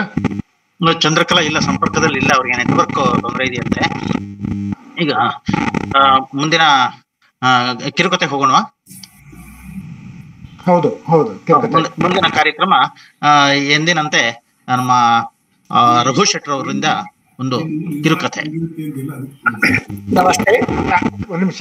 ಕಿರುಕಥೆ ಆದ ನಂತರ ವಂದನಾರ್ಪಣೆ, ಆಮೇಲೆ ಶಾಂತಿ ಮಂತ್ರ, ಅಲ್ಲಿಗೆ ಕಾರ್ಯಕ್ರಮ ಮುಕ್ತಾಯ ಆಗುತ್ತೆ. ತನಕ ದಯವಿಟ್ಟು ಎಲ್ಲರೂ ನಮಸ್ತೆ. ಇಂದು ನಾನು ಮಕ್ಕಳಿಗೆ ಹೇಳೋ ಕತೆ ಹೇಳ್ತೇನೆ. ಅಂದ್ರೆ ತಾವೆಲ್ಲ ಮಕ್ಕಳು ಅಂತ ಎಣಿಸ್ಕೊಳ್ಬೇಡಿ. ಇದು ಪಂಚತಂತ್ರದ ಒಂದು ಕತೆ. ನಾಯಿ ಮತ್ತು ಒಂದು ಕತ್ತೆ ಕತೆ. ಒಂದು ಅಗಸನ ಹತ್ರ ಒಂದು ನಾಯಿ ಇರುತ್ತೆ, ಇನ್ನೊಂದು ಕತ್ತೆ ಇರುತ್ತೆ. ಕತ್ತೆ ಕೆಲಸ ಏನಂತ ಹೇಳಿದ್ರೆ, ಅವನನ್ನು ಮುಂಜಾನೆ ಅಗಸ ಅವನ ಬಟ್ಟೆ ಎಲ್ಲ ಕತ್ತೆ ಬೆನ್ನ ಮೇಲೆ ತುಂಬಿಸ್ತಾನೆ. ಇದನ್ನು ಹೊತ್ತುಕೊಂಡು ಹೋಗಿ ಕೆರೆ ಬಳಿಗೆ ಹೋಗ್ಬೇಕು. ಕೆರೆಯಲ್ಲಿ ಬಟ್ಟೆ ತೊಳೆದಾದ್ಮೇಲೆ ಅದನ್ನು ತಗೊಂಡು ಮತ್ತೆ ಮನೆಗೆ ಬರಬೇಕು. ನಾಯಿದ ಕೆಲಸ ನಮಗೆಲ್ಲ ಗೊತ್ತಿದೆ, ಮನೆಯನ್ನು ಕಾಯುವಂಥದ್ದು. ಮತ್ತೆ ಬಹಳ ಕಷ್ಟಪಟ್ಟು ಈ ಭಾರವನ್ನು ಹೊತ್ತುಕೊಂಡು ಕೆಲಸ ಮಾಡ್ತಿರುತ್ತೆ. ಆದರೆ ಆ ಅಗಸ ಅಂದ್ರೆ ಮನೆಯ ಮಾಲೀಕ ಅವನ ನಾಯಿಗೆ ಹೆಚ್ಚು ಪ್ರೀತಿ ತೋರಿಸ್ತಾನೆ, ನಾಯಿಯೊಂದಿಗೆ ಆಟ ಆಡ್ತಾನೆ. ಈ ಕತ್ತೆಗೂ ನೋಡಿ ನೋಡಿ ಬಹಳ ಬೇಸರ ಆಯ್ತು. ನಾಯಿ ಹತ್ರ ಕೇಳುತ್ತದು, ನೋಡು, ನಾನು ಇಷ್ಟು ಕಷ್ಟಪಟ್ಟು ಭಾರವನ್ನು ಹೊತ್ತುಕೊಂಡು ಬಟ್ಟೆಯನ್ನು ಹೊತ್ತುಕೊಂಡು ಕೆರೆಗೆ ಹೋಗಿ ಮತ್ತೆ ಪುನಃ ತಿರುಗಿ ಇಲ್ಲಿ ಬರ್ತೇನೆ, ಆದ್ರೆ ನೀನು ಇಲ್ಲೇ ಇರ್ತಿ. ಇನ್ನನ್ನು ಮಾತ್ರ ನಿನಗೆ ಒಳ್ಳೆ ತಿಂಡಿ ಕೊಡ್ತಾನೆ ಮಾಲೀಕ, ಮತ್ತೆ ಒಳ್ಳೆ ರೀತಿಯಲ್ಲಿ ನೀನು ನೋಡಿಕೊಳ್ತಾನೆ, ನಿನ್ನೊಂದಿಗೆ ಆಟ ಆಡ್ತಾನೆ. ಈ ರೀತಿಯ ಒಂದು ಭಿನ್ನ ನಡವಳಿಕೆ ಏಕೆ ಅಂತ ನಾಯಿ ಹತ್ರ ಕೇಳುತ್ತೆ. ಕೇಳಿದ್ದು, ನಾನು ಮನುಷ್ಯರಿಗೂ ಮತ್ತು ನಾಯಿಗೂ ಬಹಳಷ್ಟು ಜನ್ಮದ ಸಂಬಂಧ ಇದ್ದಾಗೆ, ಅವರು ಸ್ನೇಹಿತರು, ಹಾಗಾಗಿ ನಮ್ಮನ್ನು ಚೆನ್ನಾಗಿ ನೋಡ್ಕೊಳ್ತಾನೆ ಅಷ್ಟೇ ಹೇಳಿತು. ಅದಕ್ಕೂ ಸಮಾಧಾನ ಆಗಿಲ್ಲ ಕತ್ತೆಗೆ. ಮತ್ತೆ ಮತ್ತೆ ಕೇಳಿದಾಗ, ಈ ಮನೆಯನ್ನು ಕಾಯುವಂತ ಕೆಲಸ ನನ್ನದು, ನಿನ್ನ ಕೆಲಸ ಏನಿದ್ರು ಕೂಡ ಒಂದು ಬಟ್ಟೆ ಹೊತ್ಕೊಂಡು ಹೋಗೋದು ಮತ್ತೆ ಬರುವುದು ಅಂತ ಅವನು ಹೇಳ್ತಾನೆ. ಯಾವುದು ನಾಯಿ ಹೇಳ್ತೆ. ನಾಯಿ ಹೇಳಿದಾಗ ಆಗ ಕತ್ತೆಗನಿಸ್ತದೆ, ಬಹುಶಃ ನಾನು ಕೂಡ ಮನೆ ಕಾಯಲಿಕ್ಕೆ ಸಮರ್ಥನಿದ್ದೇನೆ. ನಾನು ಈ ಬಟ್ಟೆ ಹೊತ್ಕೊಂಡು ಹೋಗೋ ಕೆಲಸದೊಟ್ಟಿಗೆ ಮನೆ ಕಾದ್ರೆ ನನಗೂ ಕೂಡ ಬಹಳ ಒಂದು ಪ್ರಶಂಸೆ ಮಾಲೀಕನಿಂದ ಬಂದೀತು ಅಂತ ಅವನ ಕತ್ತೆ ಅನಿಸಿಕೆ. ಆಗ ಹೇಳುತ್ತೆ, ಅವನಿಗೆ ಒಂದು ಪಂಥವನ್ನು ಕೊಡ್ತದೆ. ಯಾರಿಗೆ? ನಾಯಿಗೆ. ನಾನು ಮನೆ ಕಾದು ನಮ್ಮ ಮಾಲೀಕರ ಪ್ರಶಂಸೆ ಗಳಿಸ್ತೇನೆ ಅಂತ ನಾಯಿ ಹೇಳುತ್ತೆ. ಸರಿಯಪ್ಪ, ಹಾಗೆ ಮಾಡು ಅಂತ. ಆರಂಭದಲ್ಲಿ ನಾಯಿ ಬಹಳಷ್ಟು ಸಮಾಧಾನ ಮಾಡುತ್ತೆ. ನೋಡು, ನನ್ನ ಕೆಲಸ ಅದು, ನನ್ನ ಕೆಲಸ ಎಲ್ಲ ನೀನು ಮಧ್ಯ ಪ್ರವೇಶ ಮಾಡಬೇಡ, ನಿನ್ನ ಕೆಲಸ ಬೇರೆ, ಆ ಕೆಲಸ ನೀನು ಮಾಡು, ಒಬ್ಬರ ಕೆಲಸ ಒಬ್ಬರು ಮಾಡ್ಲಿಕ್ಕೆ ಹೋದ್ರೆ ತೊಂದರೆ ಆದಿತ್ತು ಅಂತ ಬಹಳಷ್ಟು ಬುದ್ಧಿವಾದವನ್ನು ಹೇಳುತ್ತೆ. ಆದ್ರೆ ಕತ್ತೆ ಕೇಳುದಿಲ್ಲ. ಒಂದಿನ ಹೀಗೆ ರಾತ್ರಿ ಆಗಿತ್ತು, ಒಬ್ಬ ಕಳ್ಳ ಬರ್ತಾ ಇದ್ದಾನೆ. ಆಗ ನಾಯಿ ಬೊಗ್ಲಿಕ್ಕಂತ ಆರಂಭ ಮಾಡುವ ಕತ್ತೆ ಅವನನ್ನು ತಡೆದು, ನೋಡು, ನಿನಕ್ಕಿಂತ ಬಹಳ ಸುಂದರವಾಗಿ, ನಿನಕ್ಕಿಂತ ಚೆನ್ನಾಗಿ ನಾನು ಮನೆ ಕಾಯ್ತೇನೆ ಅಂತ ನಿನಗೆ ಹೇಳಿದ್ದಲ್ಲ, ನೋಡು ಅಂತ ಹೇಳಿ ಕತ್ತೆ ಮುಂದೆ ಬಂದು ಕತ್ತೆ ಗಟ್ಟಿಯಾಗಿ ಅರಚ್ತದೆ. ಗಟ್ಟಿಯಾಗಿ ಅರಚೋದು ಕೇಳಿದಾಗ ಆ ಕಳ್ಳ ಹೆದರಿ, ಬಹುಶಃ ಈ ಮನೆಯ ಮಾಲೀಕ ಎದ್ದಾನು ಅಂತೇಳಿ ಕಳ್ಳ ಓಡಿ ಹೋಗ್ತಾನೆ. ಅರಚಿದ ನಂತರ ಆ ಮಾಲೀಕನಿಗೆ ಎಚ್ಚರಿಕೆ ಆಗುತ್ತೆ. ಅವನು ಬಂದು ಹೊರಗೆ ಬಂದು ಬರುವಾಗ ಕಳ್ಳ ಓಡಿ ಆಗಿರುತ್ತೆ. ಅವನಿಗೆ ಕಳ್ಳ ಬಂದ ವಿಚಾರನೇ ಗೊತ್ತಿಲ್ಲ. ಹಾಗಾಗಿ ಅವನು ಆ ಕತ್ತೆಗೆ ಒಂದು ಬೆತ್ತ ಹಿಡ್ಕೊಂಡು ಸರಿ 4 ಬಾರಿಸ್ತಾನೆ. 4 ಬಾರಿಸಿ ಆ ಬೆತ್ತವನ್ನು ಅಲ್ಲೇ ಬಿಸಾಡಿ ಮನೆಯೊಳಗೆ ಹೋಗ್ತಾನೆ. ಇನ್ನು ಮುಂದೆ ರಾತ್ರಿ ಗಲಾಟೆ ಮಾಡಿದ್ರೆ ಜಾಗ್ರತೆ, ನಾನು ನಿದ್ದೆ ಕೆಡಿಸ್ತೀಯ ಅಂತ ಹೇಳಿ ಅವನು ಒಳಗೆ ಹೋಗಿ ಮಲ್ಕೊಳ್ತಾನೆ. ಆಗ ಬಹಳ ಬೆನ್ನಿಗೆ ನೋವಾಗುತ್ತೆ ಕತ್ತೆಗೆ. ನಾಯಿ ಬಂದು ಹೇಳ್ತೆ, ನೋಡಿದ್ಯಾ, ಈ ರೀತಿ ನನ್ನ ಕೆಲಸವನ್ನು ನೀನು ಮಾಡಿದ್ರೆ ಹೀಗೆ ಆಗತ್ತೆ ಅಂತ. ಈ ಕಥೆಯ ಉಪದೇಶ ಎಷ್ಟೇ, ಕಥೆಯ ಒಂದು ಉದ್ದೇಶ ಏನಂದ್ರೆ, ನಿಮ್ ಕೆಲಸ ಯಾವುದು, ಯಾವ್ದ್ರಲ್ಲಿ ಸಾಮರ್ಥ್ಯ ಇದೆ ಅದು ಮಾತ್ರ ಮಾಡಬೇಕು, ಹೊರತು ಇನ್ನೊಬ್ಬರ ಕೆಲಸದಲ್ಲಿ ಮಧ್ಯೆ ಬಾಯಿ ಹಾಕಬಾರ್ದು ಎಂಬ ನೀತಿ ಕತೆ ಇದು ಮಕ್ಕಳಿಗೆ ನಾವು ಹೇಳ್ತೇವೆ. ಅದು ಯಾವಾಗಲೂ ಸತ್ಯ ಅಂತ. ಇಲ್ಲಿಗೆ ಇಂದಿನ ಈ ಕಿರುಕಥೆಯನ್ನು ಮುಗಿಸ್ತೇನೆ. ನಮಸ್ತೆ. ನಾಗರಾಜ್ ಸರ್ ನಮಸ್ಕಾರ. ತಮ್ಮ ಪದ ಪ್ರಯೋಗನ ಕೇಳೋದೇ ಒಂದು ಆನಂದ ಸರ್. ನಮ್ಮ ಉಪನ್ಯಾಸದಲ್ಲಿ ಇದುವರೆಗೆ ತಮ್ಮ ಉಪನ್ಯಾಸವನ್ನ ನೀಡಿದ್ದಕ್ಕೆ ಹಾಗೂ ಜನಗಳು ನಮ್ಮ ಜೊತೆ ಶ್ರೋತೃಗಳು ಸಹಕರಿಸಿದ್ದಕ್ಕಾಗಿ ಡಾಕ್ಟರ್ ರಂಗನಾಥ್ ಅವರು ವಂದನಾರ್ಪಣೆಯನ್ನ ಮಾಡ್ಬೇಕು ಅಂತ ಈ ಮೂಲಕ ಕೇಳ್ಕೊತಾನೆ. ರಾಮರತನ್ ಅವರು ಇದಾರಲ್ವಾ? ರಾಮರತನ್ ಅವರು ಇದ್ದಾರೆ. ರಾಮರತನ್ ಜಿ ಸರ್ ಇದ್ದೇನೆ. ಓಕೆ, ರಾಮರತನ್ ಜಿ ಅವರು ವಂದನಾರ್ಪಣೆ ಮಾಡ್ಬೇಕು ಅಂತ ಕೇಳ್ಕೊತೇನೆ. ಎಲ್ಲರಿಗೂ ನಮಸ್ಕಾರ. ಈ 199ನೇ ದೂರ ಕರೆ ಇದನ್ನ ತುಂಬಾ ಯಶಸ್ವಿಯಾಗಿ ಮೂಡ್ ಬಂತು ಅಂತ ನನ್ಗನ್ಸುತ್ತೆ. ನಾನು ಒಬ್ಬ ಅಧ್ಯಾಪಕ,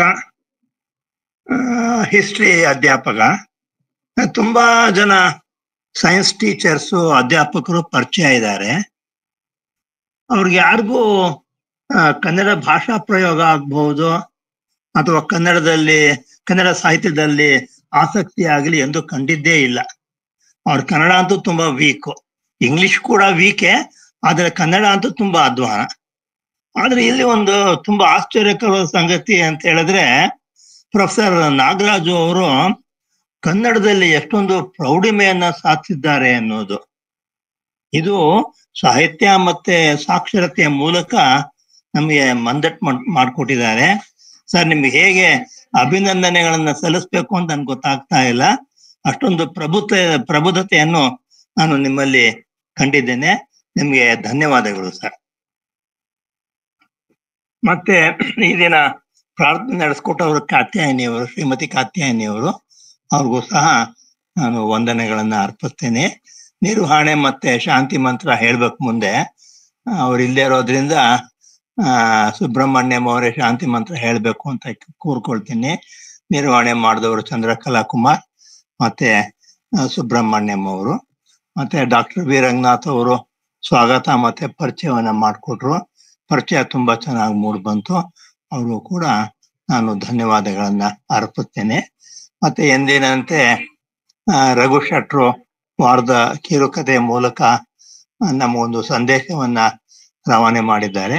ಅವರು ಕೂಡ ನಾನು ವಂದನೆಗಳನ್ನ ಈ ಸಂದರ್ಭದಲ್ಲಿ ತಿಳಿಸೋದಕ್ಕೆ ಇಷ್ಟಪಡ್ತೀನಿ. ಈಗ ಸುಬ್ರಹ್ಮಣ್ಯಂ ಅವರು ಶಾಂತಿ ಮಂತ್ರದೊಂದಿಗೆ ಈ ಕಾರ್ಯಕ್ರಮಕ್ಕೆ ಮುಕ್ತಾಯ ಆಗಬೇಕು ಅಂತೇಳಿ ಕೋರ್ಕೊಳ್ತಾ ಇದ್ದೀನಿ. ಮತ್ತೊಮ್ಮೆ ಎಲ್ಲರಿಗೂ ನಮಸ್ಕಾರ. ವಿಶೇಷವಾಗಿ ಈ ಒಂದು ಕಾರ್ಯಕ್ರಮವನ್ನ ಕೇಳಿದ ಎಲ್ಲ ಶ್ರೋತೃಗಳಿಗೂ ನಾನು ವಂದನೆಗಳು ಹಾಗೂ ಅಭಿನಂದನೆಗಳನ್ನು ತಿಳಿಸ್ತೀನಿ. ನಮಸ್ಕಾರ. ಎಲ್ರಿಗೂ ನಮಸ್ಕಾರ. ಶಾಂತಿ ಮಂತ್ರಕ್ಕೆ ಮುಂಚೆ ಒಂದು ಸೂಚನೆ. ಮುಂದಿನ ವಾರ ನಮ್ಮದು 200ನೆಯ ದೂರಕರೆ ಉಪನ್ಯಾಸ ಕಾರ್ಯಕ್ರಮ. ಅದರಲ್ಲಿ ಡಾಕ್ಟರ್ ವಿ.ಬಿ. ಆರತಿಯವರು ಸಾಮಾಜಿಕ ಚಿಂತಕರು, ಸಾಂಸ್ಕೃತಿಕ ಚಿಂತಕರು ಹಾಗೂ ವಿಭವ್ ಫೌಂಡೇಶನ್ನ ಅಧ್ಯಕ್ಷರು. ಅವರು ಈ ಜಾಲತಾಣದಲ್ಲಿ ಬಂದು ನಮ್ಮೊಂದಿಗೆ ತಮ್ಮ ವಿಚಾರಗಳನ್ನು ಹಂಚಿಕೊಳ್ಳಲಿದ್ದಾರೆ. ವಿಷಯ ಸಾಂಸ್ಕೃತಿಕ ಸಾಹಿತ್ಯದಲ್ಲಿ ಸಂಸ್ಕಾರ ಅಂತ ಹೇಳಿ. ತಾವುಗಳು ಹೆಚ್ಚಿನ ಸಂಖ್ಯೆಯಲ್ಲಿ ತಮ್ಮ ಸ್ನೇಹಿತರಿಗೂ ತಿಳಿಸಿ ಈ ಜಾಲತಾಣದಲ್ಲಿ ಬಂದು ನಮ್ಮ ಜೊತೆ ಇರಬೇಕು ಅಂತ ಕೇಳ್ಕೊತೇನೆ. ಈಗ ಶಾಂತಿ ಮಂತ್ರ. ಸರ್ವೇ ಭವಂತು ಸುಖಿನಃ, ಸರ್ವೇ ಸಂತು ನಿರಾಮಯಾಃ, ಸರ್ವೇ ಭದ್ರಾಣಿ ಪಶ್ಯಂತು, ಮಾ ಕಶ್ಚಿತ್ ದುಃಖ ಭಾಗ್ ಭವೇತ್. ಓಂ ಶಾಂತಿ ಶಾಂತಿ ಶಾಂತಿ. ಇಲ್ಲಿಗೆ ಕಾರ್ಯಕ್ರಮ ಮುಕ್ತಾಯವಾಗುತ್ತೆ. ನಮ್ಮ ಕಾರ್ಯಕರ್ತರು ಯಾರ್ಯಾರಿದ್ದೀರಿ, ನಾಳೆ ರಂಗನಾಥ್ ಅವರ ಮನೆಯಲ್ಲಿ ನಾವು ಬೈಠಕ್ ಸೇರೋಣ. ಹಾಗೂ ಕೇಳುಗರಿಗೂ ಕೂಡ 3ನೇ ತಾರೀಕು ಕಾರ್ಯಕ್ರಮದ ಬಗ್ಗೆ ಬರ್ಬೇಕು ಅಂತ ಹೇಳಿ ನಾನು ಈ ಮೂಲಕ ಕೇಳ್ಕೊತೇನೆ. ಧನ್ಯವಾದಗಳು.